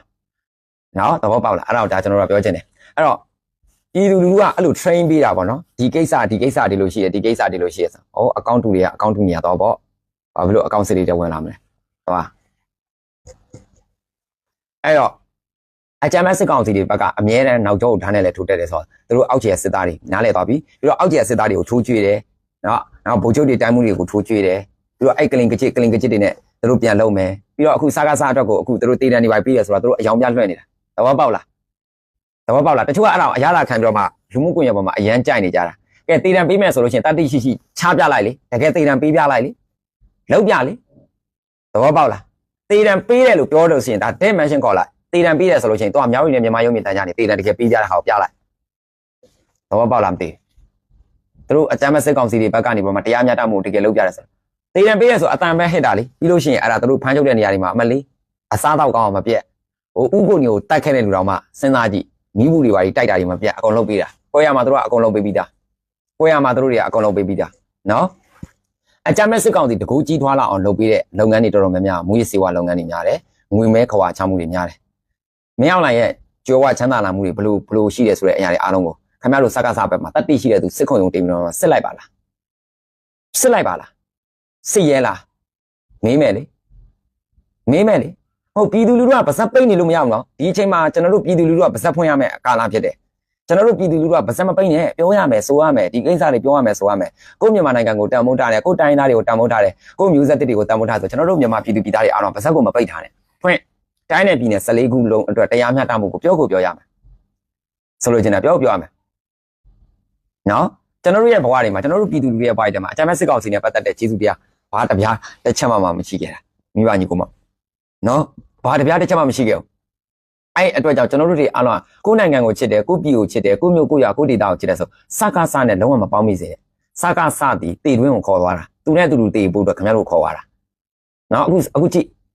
စောချစ်သူရုံးလို့နေလို့ရှစ်တူလည်းဘလို့မမရအောင်နောက်ဆုတ်လည်းမရအောင်အခုကြည့်သူတို့တွေရဲ့ဘဝတွေအားလုံးဝိခါမှာတဲ့အိမ်30နဲ့တလုံးပျက်စီးတယ်ဖခင်အောင်စော်မှုသတင်းပေးပါတယ်အော်ကျေးဇူးတင်ပါတယ်နော်အဲ့တော့ကိုမျိုးကိုရကိုဒေတာတွေကိုတန်ဖိုးထားတယ်ဆိုလို့ရှိရင်အတန်အများကြီးထွားရမယ် နော်အခုစကားစအခုသူတို့ဘက်ကမှာအခုဒီမှာရွှေကုတ်ကိုကိစ္စဦးသိန်းစိန်လက်ထက်ကလေးကဒါတွေဖြစ်လာတဲ့ကိစ္စအဲ့တော့ဦးသိန်းစိန်မှာဆွဲစီရမယ်ကိစ္စတွေပါလာပြီဦးသိန်းစိန်မှာဆွဲစီစစ်စရာစစ်မေးစရာမေးဘာတွေပတ်သက်ခဲ့တာလဲဘာတွေလုပ်ခဲ့တာလဲဘယ်လိုပုံစံတွေလုပ်ခဲ့တာလဲနော်စကားစသည်မူရစီဝါကူတန်းရောင်းဝယ်မှုမှာပါဝင်ပတ်သက်မှုရှိကိုရှိတယ်သဘောပေါက်လားအကြမ်းမဲ့စစ်ကောင်စီတွေအဖွဲ့တွေဒီမူရစီဝါကူတန်းရောင်းဝယ်မှုပေါင်းကားမှုပူးပေါင်းပါဝင်ပတ်သက်ခဲ့မှုတွေရှိတယ်တမနာကြီးဦးဝင်းမြင့်ကိုဖမ်းချင်တာလည်းမပြောနဲ့တို့တမနာကြီးဦးဝင်းမြင့်ကမြန်မာနိုင်ငံမှာမူရစီဝါနဲ့ပတ်သက်ပြီးအပြတ်နှိမ်နေမယ်လို့ပြောလိုက်တာမင်းအောင်လိုင်းခေါင်းကြည့်သွားတယ်တမနာကြီးဦးဝင်းမြင့်လေတမနာကြီးဦးဝင်းမြင့်ကတစ်ချက်ပဲပြောလိုက်တယ်မူရစီဝါနဲ့ပတ်သက်ပြီးတော့မှာတဲ့အဲ့ဒါကိုဖော်မယ်လို့ပြောလိုက်တာမင်းအောင်လိုင်းတို့အကုန်လုံးစကားစားနဲ့ပတ်သက်တဲ့လူတွေအားလုံးငယ်လေးရောက်သွားတယ်နော်အရန်ရေးကြည့်တာအဲကြောင့် NLD တုန်းကလည်းအဲ့မှာဖော်လိုက်တာလေဟိုပါလေဒီမူရစီဝါဒီဘိန်းတွေပါတွေချက်တဲ့နေရာလေအေးအဲ့ဒါပေါ်ရလေနိုင်ငံတကာသတင်းမီဒီယာတွေအဲ့ဒီလိုက်တာကြတာအကုန်လုံးတနေရာပဲရှိသေးတယ်အခုအများကြီးမပေါ်ဘူးမဲ့မူရစီဝါလောက်ကြတာလို့ရထင်တော့မထင်သားရအောင်နော်အဲ့ဒါကြောင့်တို့တွေဒီ3,500တန်ကားတွေစီးနိုင်မှာပေါ့3,100တန်ကားတွေစီးနိုင်မှာပေါ့တို့အဲ့ဒါကြောင့်တို့တွေအိမ်တွေကလေဟိုရွာသူရွာသားတွေရဲ့အိမ်တွေကိုဒါတို့ဖျက်စီးတာတို့တွေမှာလေအိမ်တွေကလေ10လုံး15လုံးအလုံး20ရှိကြမှာပေါ့ဘာကြောင့်လဲဆိုတို့ရဲ့ဘဝမှာအရင်ပေါ်တည်တို့ပတ်စံတွေကအရင်ပေါ်တည်ရတဲ့ပတ်စံတွေအကုန်လုံးဒါတွေကတမနဲ့ရတာမဟုတ်ဘူးလေဒီမူရင်းစေဝါတွေကြောင့်ဒီလောင်းကစားတွေကြောင့်ဒီຢာတွေကြောင့်ရရှိလာတဲ့ပတ်စံတွေပဲလေအကုန်လုံးအဲ့တော့ဒီကိစ္စတွေမှာပါဝင်ပတ်သက်မှုတွေအားလုံးအကြမ်းမဲ့စစ်ကောင်စီမြောက်လိုက်လဲပါတယ်အဲ့တော့မြောက်လိုက်ကိုလည်းဖမ်းပါချုပ်ပါတတိရှိတဲ့သူဘလူတွေလုံနိုင်မလဲစိုးဝင်ရမြောက်လိုက်ကိုပြန်ဖမ်းမလားဖမ်းရင်လည်းဖမ်းလိုက်စိုးဝင်ရစိတ်ရှင်းတယ်ဆိုလို့ရှိရင်စိုးဝင်ဖမ်းပြလိုက်သူဖမ်းမလဲအချင်းချင်းမညာချင်းတော့စစ်မှန်တဲ့တပ်မတော်ရဲ့ဂုဏ်သိက္ခာကိုပြန်ပြီးဖော်ခြင်းတယ်ဆိုလို့ရှိရင်ဖမ်းရတော့မှာပဲမင်းအောင်လိုက်မကလို့ဘာပဲပြင်နေစေမင်းအောင်လိုက်ပါဝင်ပတ်သက်နေမင်းအောင်လိုက်ဖမ်းစိုးဝင်ပါဝင်ပတ်သက်နေစိုးဝင်ဖမ်းအဲ့ဒီအထိပ်ပိုင်းဆိုင်ဟာတွေအကုန်ဖမ်းပါဝင်ပတ်သက်မှုတွေဖမ်းစားပြီးတော့မှငြိမ်ပြီးတော့မှဟုတ်တယ်မလားတို့တွေအားလုံးဘယ်ကိလက်ခဏမှာဘာတွေဖြစ်ခဲ့တာလဲအခုအကုန်လုံးပေါ်ကုန်ပြီလေဒီကိစ္စတွေအားလုံးတရုတ်ကအကုန်ပြန်ကြက်ပလိုက်တာတရုတ်ကကြက်ပလိုက်တာဒီကိစ္စတွေအဲ့တော့တရုတ်ကြီးက UN မှာ तू မပြော तू ကစီးပွားရေးသမားအခုပြည်သူအစိုးရ NUG က international law နဲ့သွားပြီးအပြည်ပြည်ဆိုင်ဥပဒေနဲ့သွားပြီးအပြည်ပြည်ဆိုင်ရာ justice နဲ့သွားပြီးဆိုတော့မြန်မာနိုင်ငံမှာမျှော်လင့်ချက်က NUG ရှိနေပြီလေသဘောပေါက်လားတရုတ်ကြီးကပြည်သူအစိုးရ NUG ရှိနေပြီဆိုတော့အခုအကြမ်းဖက်စစ်ကောင်စီကျူးလွန်ထားတဲ့ကိစ္စတွေအားလုံးတရုတ်ကြီးကကြက်ပေးလိုက်ပြီရှင်းတာပဲ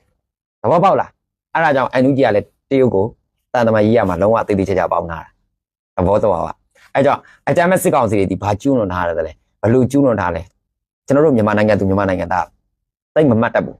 ဒါပေမဲ့တရုတ်ကြီးကအကုန်မှတ်ထားတယ်အဲ့ဒါကြောင့်ဒီကိစ္စတွေရှင်းနေတဲ့အချိန်ပြောမှာအကြမ်းဖက်စစ်ကောင်စီတွေဘက်ကနေမီမကျော်နဲ့ပြန်နေမီမကျော်နဲ့ပြန်သူအဲ့ဒါပဲသူလုံနေတာနေမီမကျော်နဲ့သွားပြန်အကြမ်းဖက်စစ်ကောင်စီဘက်ကလူတွေတိမ်မာကြောက်ပြီးတော့မှတကယ်စစ်ပြင်သူတို့ကတိမ်မာကြောက်တယ်လ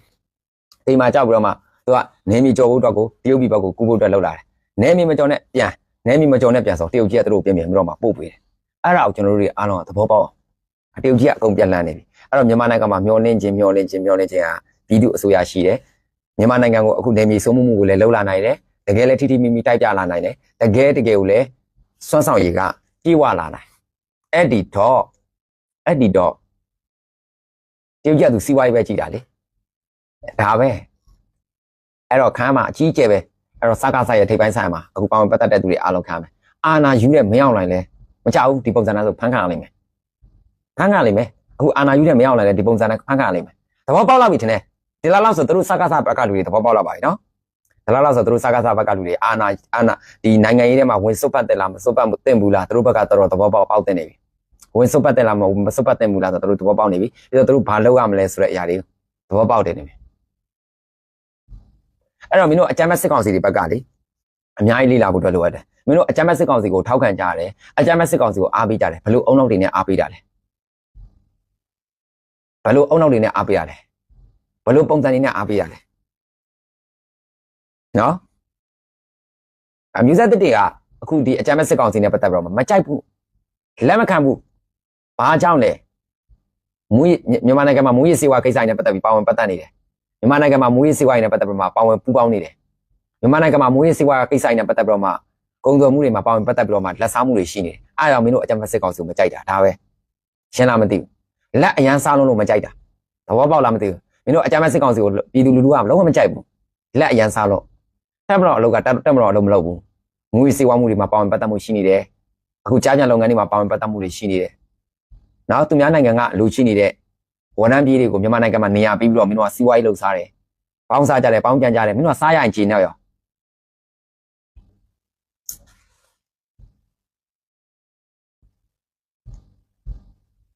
သဘောပေါက်လားစားရရင်ခြေရတယ်အမှန်တရားပြောရင်ပြည်သူလူထုကအမှန်တရားချပြမင်းတို့မကြိုက်ဘူးပြည်သူလူထုကအမှန်တရားပြောလို့ရှိရင်ပြည်သူလူထုမင်းတို့ကပြောလိုက်သေးတယ်မင်းတို့ကဘာအဆင်ရှိလို့လဲလာလိုက်သေးတယ်အဲ့တော့ပြည်သူလူထုကမင်းတို့ပြောလိုက်လို့ရှိရင်မင်းတို့ပြည်သူလူထုကမကြိုက်ဘူးအဲ့တော့မင်းတို့အခုရွှေကုတ်ကိုမှာမင်းတို့လှန်ခံရပြီဦးသိန်းစိန်လက်ထက်ကလေးကစတာဖြစ်တယ်ဦးသိန်းစိန်လက်ထက်တည်းကနေစပြီးတော့မှစောချစ်သူကတက်လာတာဖြစ်တယ်နော်အဲ့တော့ဒီကိစ္စမှာမင်းတို့ဦးသိန်းစိန်လက်ဖမ်းရမယ်ပြီးတော့အာဏာသိမ်းမှုမှာ BGF အဖွဲ့တွေကိုနော်မင်းတို့ဗာလဲပြန်လည်ပြီးတော့မှနေရာပြန်ပေးတဲ့အတွက်ကြောင့်မင်းတို့မင်းအောင်လိုင်အားစဖမ်းရမယ်အကုန်ပါဝင်ပတ်သက်မှုတွေရှိနေတယ်အဲ့တော့ဦးသိန်းစိန်ရောမင်းအောင်လိုင်ရောအကုန်ဖမ်းသွားလုံးမနေနဲ့အေးမင်းအောင်လိုင်ရဲ့ကြော်ဝါချမ်းသာမှုတွေအကုန်ဆေးရမယ်သဘောပေါက်လားမင်းအောင်လိုင်ရဲ့ကြော်ဝါချမ်းသာမှုတွေကိုဆေးရမယ်မင်းတို့ဆေးရလားမင်းအောင်လိုင်ရဲ့ကြော်ဝါချမ်းသာမှုဆေးရလားအကြမ်းမဲ့စစ်ကောင်စီမင်းအောင်လိုင်ရဲ့ကြော်ဝါချမ်းသာမှုမင်းတို့ဆေးရလားဆေးရလားလို့ဆေးရလားမင်းတို့တက်မတော်ယူတန်တန်ပြန်ပြန်နဲ့တွေးကျင်နေဆိုစစ်ပလိုက်သွာ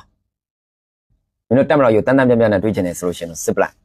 အေးမစင်ရင်မင်းတို့ပြုတ်ပါမင်းအောင်လိုင်ရဲ့လက်ထက်မြေပုံကဒါပဲကြံတော်တယ်လို့နော်အခုမင်းတို့စားကားစားဘက်ကရွေးကောက်ပွဲလုပ်မယ်ဆိုအဲ့လောက်ပဲလုပ်လို့ရမယ်ကျန်တာမင်းတို့လုပ်လို့မရဘူး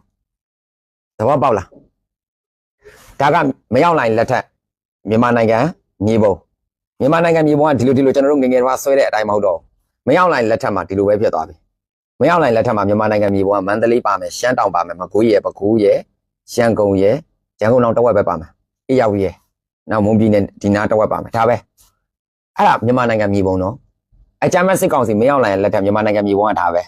မန္တလေးပါမယ်ရှမ်းတောင်ပါမယ်မကွေးပါမယ်ပဲခူးပါမယ်အေးရောက်ပါမယ်ရန်ကုန်ပါမယ်မွန်ပြည်နယ်အဆက်ပါမယ်ဒါပဲကြံတာမြန်မာနိုင်ငံမြေပုံကကြံတာမမျော်လင်းနဲ့အာယုံလာပြီးတော့မှလွှဲတာတွေကျွန်တော်တို့အဲ့ဒါအရန်အုံနောက်စားတယ်သွာ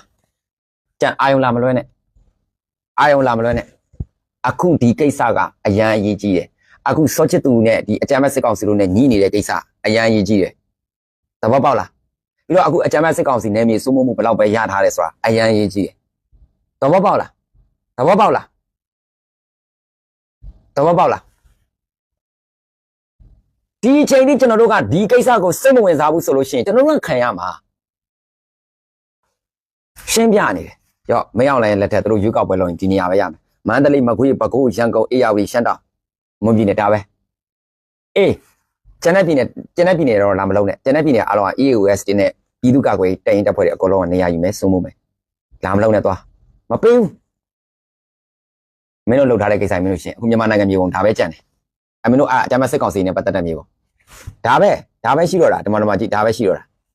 ဒီမှာဒါပဲရှိတော့တယ်ကျန်တဲ့ဟာတွေအားလုံးကပြည်သူလူထုစိုးမိုးထားပြီးပြီ EAOS နဲ့ပြည်သူ့ကာကွယ်တပ်ဖွဲ့တွေနဲ့ CDM တွေနဲ့နော် CDM လုပ်ခဲ့တဲ့သူတွေပေါ့နော် CDM လုပ်ခဲ့တဲ့သူတွေနဲ့အားလုံးကျန်တဲ့နေမြေတွေကတော့အကျွေးကင်းစင်ရဆုံးပေါ့ကျန်တဲ့နေမြေတွေကပါလဲအကျွေးကင်းစင်ရဆုံးပြောရမယ်ဆိုလို့ရှိရင်တော့အကျွေးလည်းကင်းရမယ်ကိုယ်တိုင်လည်းတိုက်ယူထားတယ်ကိုယ်တိုင်လည်းသိမ်းယူထားတယ်လာမလို့နဲ့ငါတို့ရဲ့မြို့ငါတို့ရဲ့တိုင်းတရားအားလုံးစင်းရှင်းမယ်ဒါပဲလားဒါပြီးမင်းတို့အကြမ်းမဲ့စစ်ကောင်စီလာမပတ်သက်နဲ့ပတ်သက်လို့ရှိရင်မင်းတို့အသက်ထွက်သွားမယ်အသက်နဲ့ရင်းပြီးတော့ကိုမြို့ကိုတိုင်းကိုဒေတာတွေကိုပြန်လဲပြီးတော့မှရွေးထားတာအဲ့မှာကြည့်ရန်ကုန်မှာရန်ကုန်လူငယ်တွေဟိုမှာစကားစား night club တွေဖန်တီးပေးထားတယ်နော်ဘားတွေဖန်တီးပေးထားတယ်သူဘာမှမသိဘူးအခုအဲ့ကြမှာပျော်သွားကြတာပျော်လိုက်တာအခုမကြခင်သတင်းကောင်းကြားရမယ်မကွေးလည်းမကြခင်သတင်းကောင်းကြားရမယ်ဒါပဲမရောက်လိုက်နေမြေတဖြည်းဖြည်းနဲ့ကျင်းသွားပြီသဘောပေါက်လားအခုရွေးကောက်ပွဲလုပ်မယ်တဲ့မင်းတို့အယူတွေပဲရအသေးလေးပဲရအသေးလေးပဲရအဲ့တသေးလေးလောက်နဲ့ပဲနေတို့လှုပ်ရှားကြတော့တနိုင်ငံလုံးတော့မရဘူးနော်တနိုင်ငံလုံးတော့မရအဲ့ဒါပဲအဲ့တော့အောင်မြင်မှုဆိုတာအဲ့ဒါကိုပြောပြတာဖြစ်တယ်ရှင်ပြိုင်မှုတိုင်းမှာအောင်မြင်မှုတိုင်းပြည်သူလူထုကဘယ်လောက်ထိစိုးမိုးထားတယ်လဲဘယ်လောက်ထိစိုးမိုးထားတယ်ဆိုတာပြောပြမယ်နော်အဲ့တော့ပြည်သူလူထုကတရားကိုရှင်းပြနေတဲ့အခါမှာရိုးရိုးသားသားနဲ့ရှင်းပြနေတာမဟုတ်ဘူးနော် ဒီမှာကုန်းမောက်ခင်မြန်မာနိုင်ငံတော်ဟိုးအာတန်တီရောက်တယ်မြန်မာနိုင်ငံတော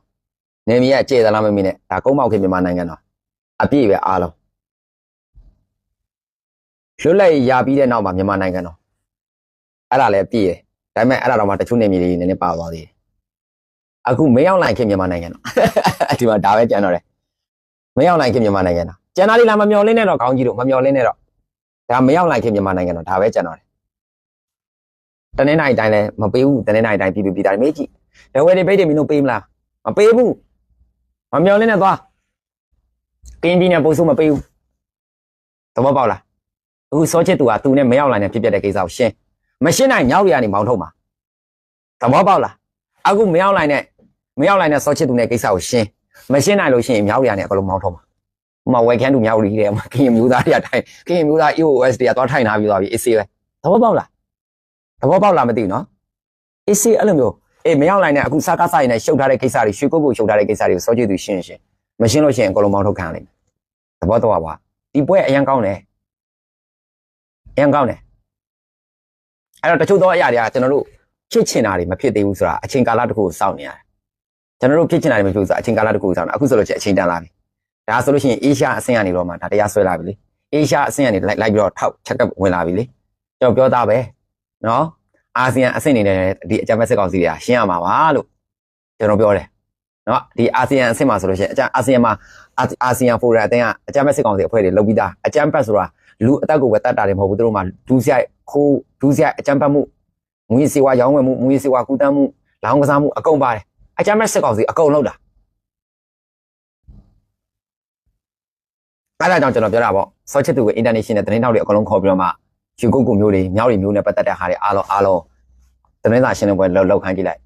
မြန်မာနိုင်ငံမှာတရက်ခံဘသူတွေလဲဆိုအကုန်ပေါ်မှာတရက်ခံအကုန်လုံးစောချစ်သူကတနိုင်ငံလုံးမှာသစ္စာရှိတယ်နောက်ဆုံးပေးဆက်သွားမယ်ဆိုလို့ရှိရင်လေ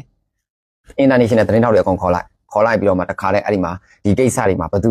တွေကခိုင်းခဲ့တာနော်ဘသူတွေကခိုင်းခဲ့တာဘသူတွေကတာဝန်ပေးခဲ့တာဘသူတွေစီမှာဘလို့ပေးခဲ့တာဘသူတွေကဘလောက်ထိပေးခဲ့တာဆိုအကုန်ပေါ်မှာနော်တိုင်းစိတ်လက်ထက်မှာဘာတွေပေးဆက်ခဲ့ရတာအကုန်ပေါ်မှာအဲ့ဒါတွေကအရန်အဓိက main point ကြတဲ့အရာတွေအဲ့ဒါတွေကိုအဓိကကျွန်တော်တို့ကအသေးသေးလိုက်ပေါ်မှာသဘောပေါက်လားအခုဒီစောချစ်သူနဲ့မင်းအောင်လိုင်းနဲ့ဖြစ်ပျက်တဲ့ကိစ္စတွေကိုသတင်းလိုက်မဖုံးကြနဲ့ဒါကိုတိတ်တိတ်ချာချာလိုက်ဒါအရန်အရေးကြီးတယ်အားလုံးတက်အရေးကြီးတယ်ပွဲတကပွဲထဲမှာဒီပွဲအရန်အကောင်းဆုံးပဲအခုတို့ဖြစ်ပျက်နေတဲ့ကိစ္စအခုဆိုရင်စိုးဝင်းကလာတွေ့သွားတယ်နော်စိုးဝင်းလာတွေ့တာကိုတို့ကြကြပြပြမရေးဘူးဒါတိတေးသေးချာပြူးပြဲပြီးရှာကြည့်မှစိုးဝင်းကစောချစ်သူကိုဒီနေ့လာတွေ့တာအမှန်လို့ကြားတယ်စိုးဝင်းလာမတွေ့ခင်မှာရှိနေ2ယောက်ကလာတွေ့တယ်စောချစ်သူနဲ့အစမပြေဘူးအဲ့တော့ဟိုကခါရနေပြီးတော့မပြန်ရဲဘူးဌာနလေးမှာဝစ်တယ်လေဖြစ်အဲ့တော့စိုးဝင်းလာတွေ့တယ်မတွေ့လို့လည်းမရအောင်စိုးဝင်းလာတွေ့မှရတော့မယ်မတွေ့လို့ရှိရင်စောချစ်သူအကုန်ဖော်မယ်တဲ့နဲ့ပွဲကအဲ့လိုမျိုးတွေရှိတယ်ဒီပွဲအရန်ကောင်းတယ်နော်ဒီပွဲအရန်ကောင်းတယ်အဲ့တော့ဒီနေ့မနက်အစောကြီးမှာပဲသတင်းတွေမှာတက်လာတာတကူကဘာလဲဆိုလို့ရှိရင်ဒီလာရှိုးပို့ထားတယ်ပေါ့နော်လာရှိုးပို့ထားတဲ့ဒီအကြမ်းဖက်စစ်ကောင်စီနဲ့ပတ်သက်တဲ့ဒီဘုံမှုချုပ်တွေပေါ့နော်ဘုံမှုချုပ်တွေကိုတို့တွေကတေးတန်းနေပါတယ်ပေးတယ်ဆိုတော့သတင်းကိုစကားစပတ်ကနေလွှင့်ထားတယ်နော်အဲ့ဒါသတင်းတွေမှာလည်းတက်လာတယ်ဒါပေမဲ့မိဘညီကိုမောင်တို့ကများယုံလား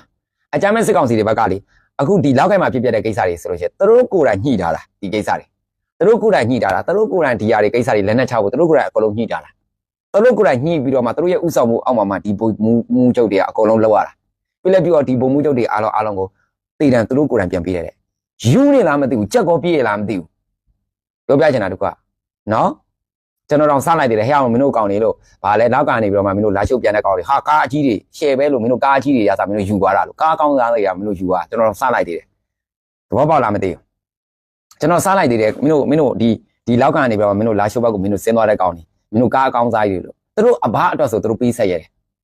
တတ်တဲ့ချုံနဲ့သူတို့အထဲထဲမှာတရပဲလေကြားလားမသိဘူးသူတို့ဒီစကားစအတွက်ကိုလုတ်ပေးခဲ့တဲ့လူတွေအတွက်ကိုသူတို့တွေကလေအကုန်လုံးကြီးစုဆောက်ရှောက်မှုအကုန်လုံးပေးတယ်အကုန်ပေးတယ်သူတို့နောက်အခုသူတို့တတ်တဲ့ချုံလို့သူတို့ပြောတယ်မလားပြည်သူပြည်သားကသူတို့ပဲပါလာမလားသူတို့စီယုံတယ်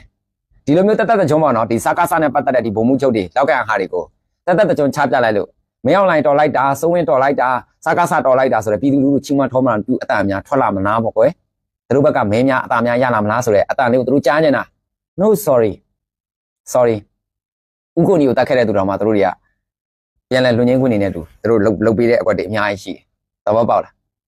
းနော်စကားစားလေသူတို့နဲ့ပတ်သက်တဲ့သူဆိုလို့ရှိရင်ပြန်လဲလွန်ငင်းခွင့်လုပ်ပေးတယ်အေးပြည်သူလူထုနဲ့ပတ်သက်လာလို့ရှိရင်ကိုချင်းမီနဲ့ကိုဖြိုးစီရတော့ပဲကြည့်တေးတံချမှတ်ပလိုက်တယ်သဘောပေါက်လားအဲ့ဒါအုံနောက်တဲ့ထက်အဲ့ဒါကျွန်တော်တို့ပြည်သူလူထုအုံနောက်တဲ့ထက်အဲ့ဒါကိုအုံနောက်တဲ့အကွက်ကြကြစဉ်းစားဒီကိစ္စတွေတချို့ကမပြောရဲဘူးနော်မပြောရဲဘူးဒီကိစ္စတွေတချို့ကမပြောရဲဘူးနှုတ်ပိတ်ထားတာအခုပြည်သူလူထုအတွက်ဆိုလို့ရှိရင်ပြီးဆက်သွားတဲ့ကိုဂျင်မီတို့နော်ကိုဖြိုးစီရတော့တို့တပ်ပလိုက်တယ်တခါတည်းကျိုးတောင်ပေးချလိုက်တယ်အခုအကြမ်းဖက်စစ်ကောင်စီတွေဘက်ကအဲ့ဆိုတတိရှိလို့ချင်းလုံးလေမင်းတို့မှဘုံမှုကြောက်တွေအားလုံးမင်းတို့တကယ်ပဲတက်တချုံမလုံးနဲ့တည်တန်းအောင်ပေးရမယ်ဆိုပြီးမင်းတို့လုံရဲလားစင်ရဲလားဒီကိစ္စတွေကြားပြကိုင်းလုပ်ငန်းတွေလုပ်တဲ့ကိစ္စတွေအားလုံးမင်းတို့စင်ရဲလားမင်းတို့စကားစားဘက်ကလုံရဲလားတည်တန်းပေးရဲလားခိုင်းမှဆိုမရဘူးတည်တန်းနော်ထိုင်းမှာတည်တန်းစင်နေထိုင်းမှာတည်တန်းပေါ့သူတို့ကြီးညာလိုက်တယ်ပေါ့အခုဒီပါလဲထိုင်းမှာလေအကြမ်းဖက်စစ်ကောင်စီမင်းအောင်လိုင်းရဲ့တားနဲ့သမီးနဲ့ပတ်သက်ပြီးတော့မှဗာလဲအမှုစစ်တဲ့အခါကျတော့ထိုင်းလွတ်တော်အမတ်တယောက်ကပါဝင်ပတ်သက်နေတယ်ပြီးတော့အဲ့မှာထိုင်းနိုင်ငံသား၄ယောက်၅ယောက်လောက်ပါဝင်ပတ်သက်နေတည်တန်းနဲ့အဲ့ဒီကိစ္စကိုမြောက်လာရင်ဆိုင်တာအပြင်ကနေပြီးတော့မှသူတို့အဲ့ဒီကိစ္စတွေလာရင်ဆိုင်တာမြန်မာငွေနဲ့ဆို3000ဝန်းကျင်လောက်ရှိတယ်အပြင်ကနေရင်ဆိုင်တာကြည်နဲ့ပြီးရင်မြန်မာနိုင်ငံကိုခဏခေါ်ညှိတယ်အဲ့ဒီကိစ္စတွေအားလုံးထိုင်းသတင်းမှလည်းပါတယ်ထိုင်းရောက်ရွှေမြန်မာလည်းအကုန်သိတယ်အဲ့ကိစ္စတွေအားလုံးနော်ထိုင်းကလေဖုံးကွယ်လို့မရအောင်ထိုင်းကပေါ်တင်မယ်သူကအကုန်လုံးပေါ်တင်မယ်ဒီမှာထိုင်းမှာတကူဆိုလို့ရှိရင်တပီလုံးအကုန်လုံးပွင့်လင်းမြင့်တာမှုရှိအောင်အကုန်လုံးချပြတယ်သူလည်းအာဏာရှင်ပဲဒါပေမဲ့ပွင့်လင်းမြင့်တာမှုရှိမြန်မာနိုင်ငံမှာရှိနေတဲ့ဒီအာဏာရှင်တွေကြတော့အာဏာရှင်မဟုတ်ဘူးမူးယစ်ဆေးဝါးခိုင်ကောင်းဆောင်နေအဲ့ဒါကြောင့်အမေရိကန်သူပြောပြီးသားမြန်မာနိုင်ငံမှာရှိနေတဲ့ဒီအကြမ်းဖက်စစ်ကောင်စီစစ်တပ်ကအဲ့ဒါမူးယစ်ဆေးဝါးခိုင်ကောင်းဆောင်နေတယ်ဟုတ်ပေါ့လားတချို့ကတက်မတော်ထင်နေတာတေးချသူတို့ရဲ့လောက်ရက်တွေကိုကြည့်ရတယ်နော်တက်မတော်ဆိုရင်တက်မတော်ပြီးသားပြောပြချင်တဲ့တကွာသဘောပေါက်လားမသိဘူးနော်တက်မတော်ဆိုလို့ရှိရင်တက်မတော်ပြီးသားတဲ့ဂုဏ်ကလက္ခဏာတွေရှိရမယ်အခုသူတို့ကမဟုတ်ဘူးပြဿနာတွေဖြစ်လာပြီးလိုက်လို့ရှိရင်မူရစီဝါမှုတွေပါလာတယ်ဒီကြားပြန်ကန်ကိစ္စတွေငွေကြီးမတမာမှုကိစ္စတွေအဲ့ဒါတွေတောက်ချောက်ပါလာငွေမဲတွေပွာလာတယ်အဲ့ဒါကြောင့်အကြမ်းဖက်စစ်ကောင်စီတွေနဲ့ပတ်သက်တဲ့ပတ်စံတွေတော်တော်များများ blacklist ဖြစ်သွားတယ်ဆိုတော့အဲ့ဒါတွေပဲဘီလီယံချီပြီးတော့မှ blacklist ဖြစ်သွားတာအများကြီးပဲအဲ့ဒါမိဘကြီးကိုမောင်တို့အဲ့ဒါတွေကိုသဘောပေါက်ဖို့အတွက်လိုအပ်တယ်နော်မိဘကြီးကိုမောင်များဒီအချိန်မှာအဲ့ဒါအရန်အရေးကြီးတယ်အဲ့ဒါကိုအုံနောက်တဲ့ထက်စောချစ်သူနဲ့မရောက်နိုင်လို့ရပြဿနာဘယ်လိုသွားမလဲโอเคစောချစ်သူဘက်ကလုံးဝကိုနိုင်ငံအတွက်ကိုတစ္ဆာရှိတယ်မရက်တိမယ်ပြင်ပြည်သူပြည်သားတွေအားလုံးအတွက်အမှတ်တရားကိုဖော်ထုတ်မယ်ဆိုလို့ရှိရင်တော့နိုင်ငံတကာသတင်းမီဒီယာတွေအကုန်လုံးခေါ်ပြီးတော့မှဒီကိစ္စတွေအားလုံးဘယ်ကနေပေါက်ဖွာလာတယ်ဘယ်နှခုနှစ်ကနေစတယ်နော်ဘယ်လိုမျိုးဒီလုပ်ငန်းတွေကိုဘယ်လိုမျိုးရရှိခဲ့တယ်ဘယ်လိုအကျိုးခံစား권တွေကိုစကားစားနဲ့ဘယ်လိုမျိုးသဘောတူညီမှုတွေနဲ့လုပ်ခဲ့တယ်ဆိုတဲ့အားတွေအကုန်လုံးချပြလိုက်လေချပြရဲသလားအဲ့ဒါကိုကြည့်ရအောင်အဲ့တော့စောချစ်သူအနေနဲ့ကအခုအချိန်မှာသူ့အနေနဲ့စကားစားနဲ့မပေါင်းတော့ဘူးဆိုတဲ့ဟာမျိုးတွေပေါ့နော်မပေါင်းတော့သူကလည်းသူပြန်ကြိတ်မယ်ဆိုဒီတိုင်းနဲ့ကျွန်တော်တို့တွေက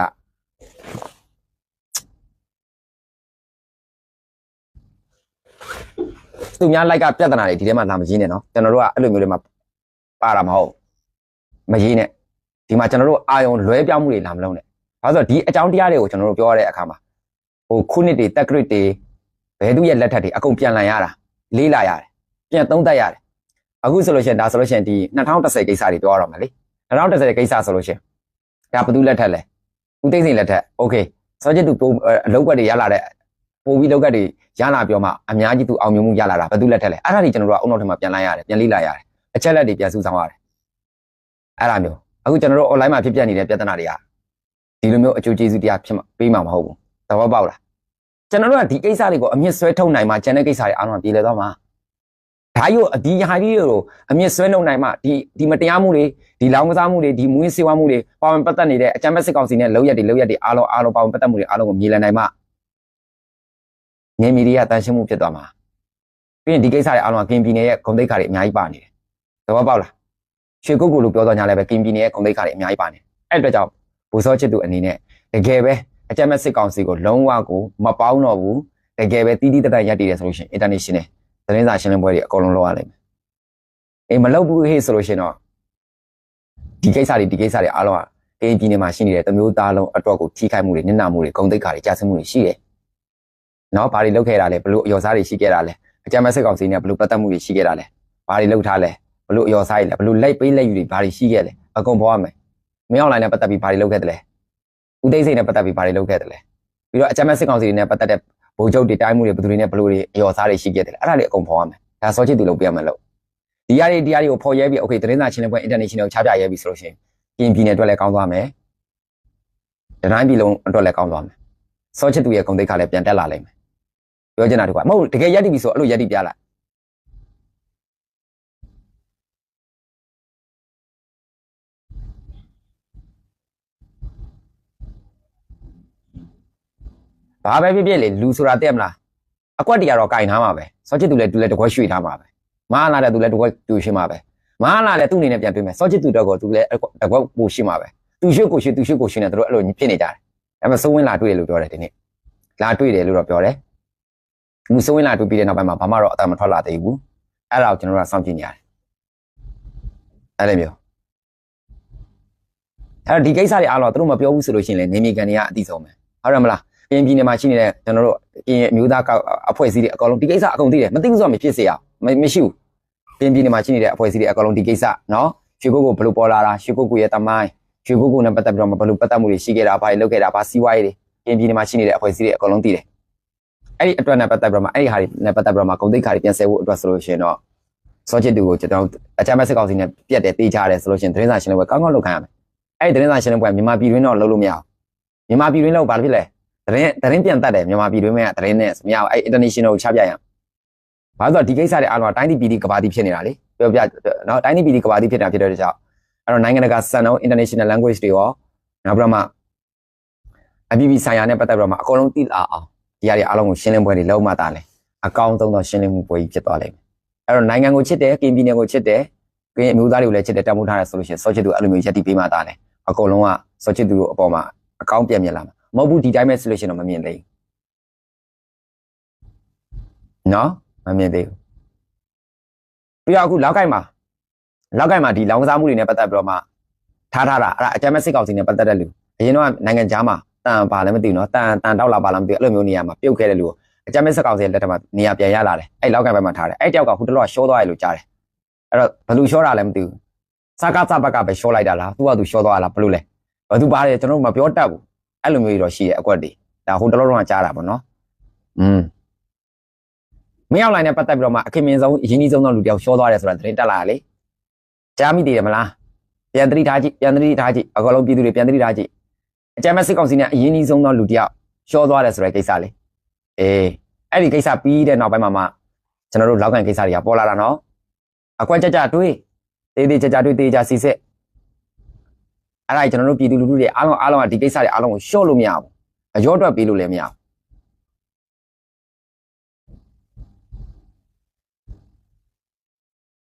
အဲ့တော့မကြခင်မှာမိုးကုတ်မြို့ရဲ့သတင်းကောင်းကြားရမှာဖြစ်ပါတယ်နော်အဲ့တော့ဒီ live ကိုကြည့်ရှုနေကြတဲ့မိဘညီကောင်မောင်တွေအားလုံးအတွက်မကြခင်မှာမိုးကုတ်မြို့သတင်းကောင်းကြားရမှာဖြစ်ပါတယ်မိုးကုတ်မြို့ကနေပြီးတော့မှမန္တလေးကိုစစ်ရှောင်နေသူတွေကအရန်များနေပါပြီဒီနေ့ညပိုင်းမှာနော်ဒီနေ့ညပိုင်းမှာဒီ live ကိုကြည့်နေတဲ့အချိန်ပြမှာပဲမိုးကုတ်မြို့ကနေပြီးတော့မှမန္တလေးမြို့ကိုစစ်ရှောင်နေသူတွေကအင်မတန်များနေပြီကားလက်မှတ်တွေအခုလုံးဝဝယ်မရတော့သဘောပေါက်လားမသိနော်ကားလက်မှတ်တွေလုံးဝဝယ်လို့မရတော့အရန်များနေမိုးကုတ်ကနေပြီးတော့မှမန္တလေးကိုနေရက်ဆုံးသွားပြီးတော့စစ်ရှောင်နေသူအရန်များတယ်ကားလက်မှတ်တွေလုံးဝဝယ်မရတဲ့အတိကိုဒါကျွန်တော်ကြက်သေးသွားပြီဒါဒီနေ့ဇန်နဝါရီလ23ရက်နေ့ကနေစပြီးတော့မှပြတ်သွားတဲ့ကိစ္စဖြစ်တယ်နော်အဲ့တော့ကားသွားတဲ့သူတွေအရန်များတဲ့အတွက်ကြောင့်တချို့နေရာတွေဆိုလို့ရှိရင်ကားတွေကိုအရန်ကြက်တယ်မန္တလေးကိုစစ်ရှောင်တဲ့သူတွေအများကြီးမကြောက်ဘူးမန္တလေးလည်းမလွတ်ဘူးလာမှာကျွန်တော်ပြောပြီးသားအလဲပိုင်းတိုင်းပြေးလို့မရဘူးဒီပွဲကြီးကလာမှာတဖြည်းဖြည်းအရန်အချိန်ကောင်းသွားပြီ view ဟာကဒီဟာကိုဒီလိုမျိုးဖြစ်အောင်ကိုကွက်စိတ်စီစဉ်သားတဲ့သူကဘယ်သူတွေလဲဆိုတာနောက်ကျရင်ကျွန်တော်ပြောပြမယ်အခုမပြောသေးဘူးအခုနေပြီးတော့မှရှိနေတဲ့ဗိုလ်ချုပ်တွေတိုက်မှုတွေလည်းမလွတ်ဘူးသူတို့တွေဒီဘယ်လိုပြောမလဲကြောက်ကြနေတယ်သူတို့အမှန်လည်းပြောမှာနော်နေပြီးတော့မှရှိနေတဲ့ဗိုလ်ချုပ်တွေတိုက်မှုတွေလည်းမလွတ်ဘူးသူတို့တွေလည်းထွက်ပြေးရလိမ့်မယ်ဒီကိစ္စအဲ့နေပြီးတော့တဲတာဝါစမဟုတ်တာတော့ပိတ်နေတယ်အလဲမှာအဲ့တော့နေပြီးတော့မှရှိနေလူတွေတချို့လည်းပြေးမဲ့ဘွယ်ကြီးလာအောင်မှာ ဒါပေမဲ့နေပြည်တော်လူတွေပြေးလို့ရှိရင်မြန်မာနိုင်ငံအနောက်တော့မပြေးရတော့အနည်းဆုံးထိုင်းနိုင်ငံကိုပဲပြေးမယ်အခုတော့ရောက်နေကြပြီအများကြီးပဲထိုင်းမှာသိလားသဘောပေါက်လားထိုင်းမှာရောက်နေပြီထိုင်းမှာအများရောက်နေပြီအများကြီးပဲအိမ်ဒီတော့ပြောင်းလာကြပြီလေကွန်ဒိုတွေပြောင်းလာကြပြီအများကြီးပဲနေပြည်တော်ကအများကြီးပဲသဘောပေါက်လားမသိဘူးနော်အများကြီးပြောင်းလာကြပြီဘာလို့လာလို့မဲ့ဆိုတော့သိတယ်လေဒီ line ကဘယ်လောက်ထိရိုက်ခတ်လာမလဲဒီကိစ္စကြီးကတို့ဒီအကြမ်းမဲ့စစ်အာဏာရှင်အထက်ပိုင်းပေါ့နော်အထက်ပိုင်းကလူတွေကမရှင်းတွေ့သူကရိုက်ခတ်လာမှာဆိုတော့သိနေတယ်အကုန်လုံးကဘာမှလုပ်လို့မရတော့သဘောပေါက်လားမသိဘူးနော်ဘာမှလုပ်လို့မရတော့ဘာမှလုပ်လို့မရအောင်အဲ့ဒါကြောင့်ဒီပွဲအရန်သတိထားတောက်ထောက်ကြည့်တောက်ထောက်လိုက်ကျွန်တော်တို့တောက်ထောက်ကိုလိုက်ထက်ချက်မကွက်လိုက်တေးကြစစ်တေးကြစီစစ်ကျွန်တော်တို့ပြည်သူတွေကတောက်ထောက်ကိုကြည့်တာအလျှော့လုံးဝမပေးနဲ့အလျှော့ပေးစရာဘာအကြောင်းအစမ်းမှမရှိဘူးအခုတောင်းနဲ့ထိုင်းမှာကြောင်းနေပြီးတဲ့မိဘတွေကိုပြောပြလာတဲ့မွန်ပြည်နယ်သားတွေ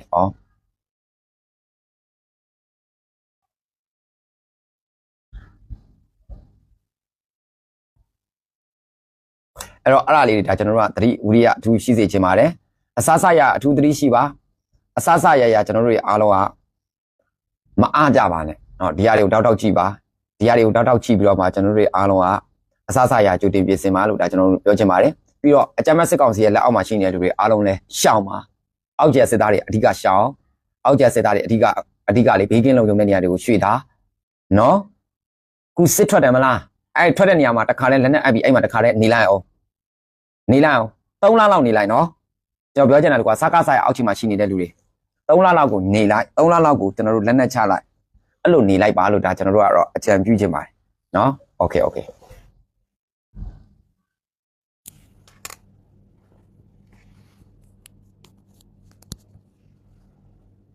အဲ့တော့စကားဆိုင်အောက်ချီမှာရှိတဲ့လူတွေလည်းအဲ့ဒါ3လလောက်ကိုရှောင်း3လလောက်ကို3လမှ6လလောက်ရှောင်းလိုက်တော့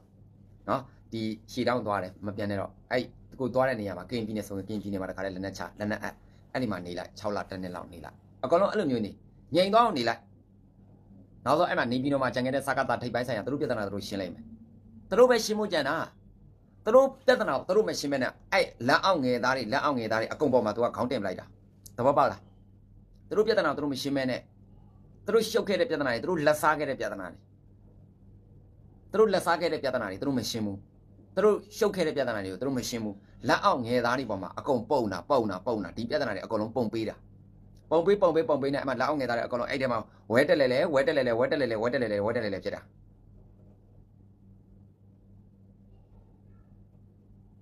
သဘောပေါက်လားမသိအဲ့ဒါကြောင့်ကျွန်တော်တို့တတိကြီးစွာထားရမယ်ဆိုတော့မှကျွန်တော်တို့ပြောချင်တာနော်အဲ့တော့မလို့အပ်ပဲနဲ့ comment တွေကိုအရင်တော့မရေးနဲ့ကျွန်တော်တို့အဲ့ဒါတတိထာ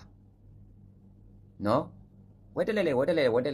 ဖြစ်ကုန်တာမိဘညီကောင်မတော်အများအဲ့ကြောင့်အခုအဲ့ဒါကြောင့်တတိထားအခုကျွန်တော်တို့ဒီအောင်ပွဲရတဲ့နေရာတွေဆိုလို့ရှိရင်အောင်ပွဲတွေတန်းစီကုန်ပြီအကုန်လုံးအောင်ပွဲတွေအကုန်လုံးပြည်သူအောင်ပွဲတွေတန်းစီပြီးတော့မှဝင်လာပြီအောင်ပွဲတွေတန်းစီကုန်ပြီနော်အဲ့တော့မိဘညီကောင်မတော်များရှမ်းမြောက်ပြုံးလင်ပြန်ဖို့တဲ့အဆင်ပြေလားတဲ့ရှမ်းမြောက်ပြုံးဦးလွင်ပြန်ဖို့တဲ့အဆင်ပြေလားကိုစောရဲရှောင်းနေပါလို့ကျွန်တော်တို့ကပြောချင်တယ်လေမြန်မာနိုင်ငံမြေပုံကြည့်နောက်ကျွန်တော်တို့ NUG အစိုးရကနေပြီးတော့မှကြီးညာထားတဲ့နေမြေစိုးမိုးမှုနေမြေပုံတွေကိုကြည့်အဲ့ဒါကိုကြည့်ပြီးတော့မှကွာခီးသွားတာတွေလာတာတွေအကုန်လုံးချိန်မချိန်ဘူးဆိုရင်ကျွန်တော်တို့ခံရမယ်နော်အဲ့ဒါလေးတွေရှိတယ်โอเคဒီညတော့ဒီလောက်ပါပဲအများကြီးတော့မပြောတော့ဘူးဒီညနော်ဒီညအများကြီးမပြောတော့ဘူးမိုးကုတ်ရှိမယ်နောက်ရခိုင်ပြည်နယ်ဘက်ကိုအများကြီးတိတ်ကျဲလို့ပါရခိုင်ပြည်နယ်ဘက်ဆိုအောက်ဆိုရင်လည်းအရင်ကောင်းတယ်နော်အားလုံးအဲ့တော့ကျေးဇူးတင်တယ်ကျွန်တော်တို့ဒီညလေး live လေးကိုရန်နာလိုက်တော့မယ်အားလုံးနော်ပြည်သူတွေအားလုံးအကင်ပါနော်โอเค concrete တော့ကိုလာရောက်ပြီးတော့မှကူညီကြတဲ့မိဘညီကောင်မတို့တွေအားလုံးအထူးကျေးဇူးတင်တယ်ကျွန်တော်တို့ဒီဈေးသုံးဈေးတွေဒါကျွန်တော်တို့ပို့လိုက်ပြီနော်ပို့လိုက်ပြီအားလုံးနော်ကျွန်တော်တို့ထပ်ပြီးတော့မှကျွန်တော်တို့ကြည့်ရမှာဒီကွာဒီကလေးတွေဘယ်လိုစီးဆက်သွားမလဲဘာဆက်လုပ်မလဲဆိုတာနော်ကျွန်တော်တို့တခြား live ကပြဿနာတွေဒီမှာလာမရေးပါနဲ့လို့ဒါကျွန်တော်တို့ပြောချင်တယ်နော်တခြား live က comment တွေဒီမှာလာမရေးပါနဲ့လို့ဒါကျွန်တော်တို့ပြောချင်တယ်ကျွန်တော်တို့ကဟိုလိုမျိုးတခြား live ကပြဿနာတွေဒီမှာလာမရေးနဲ့ဘာဖြစ်လို့လဲဆိုတော့တတိထားပါ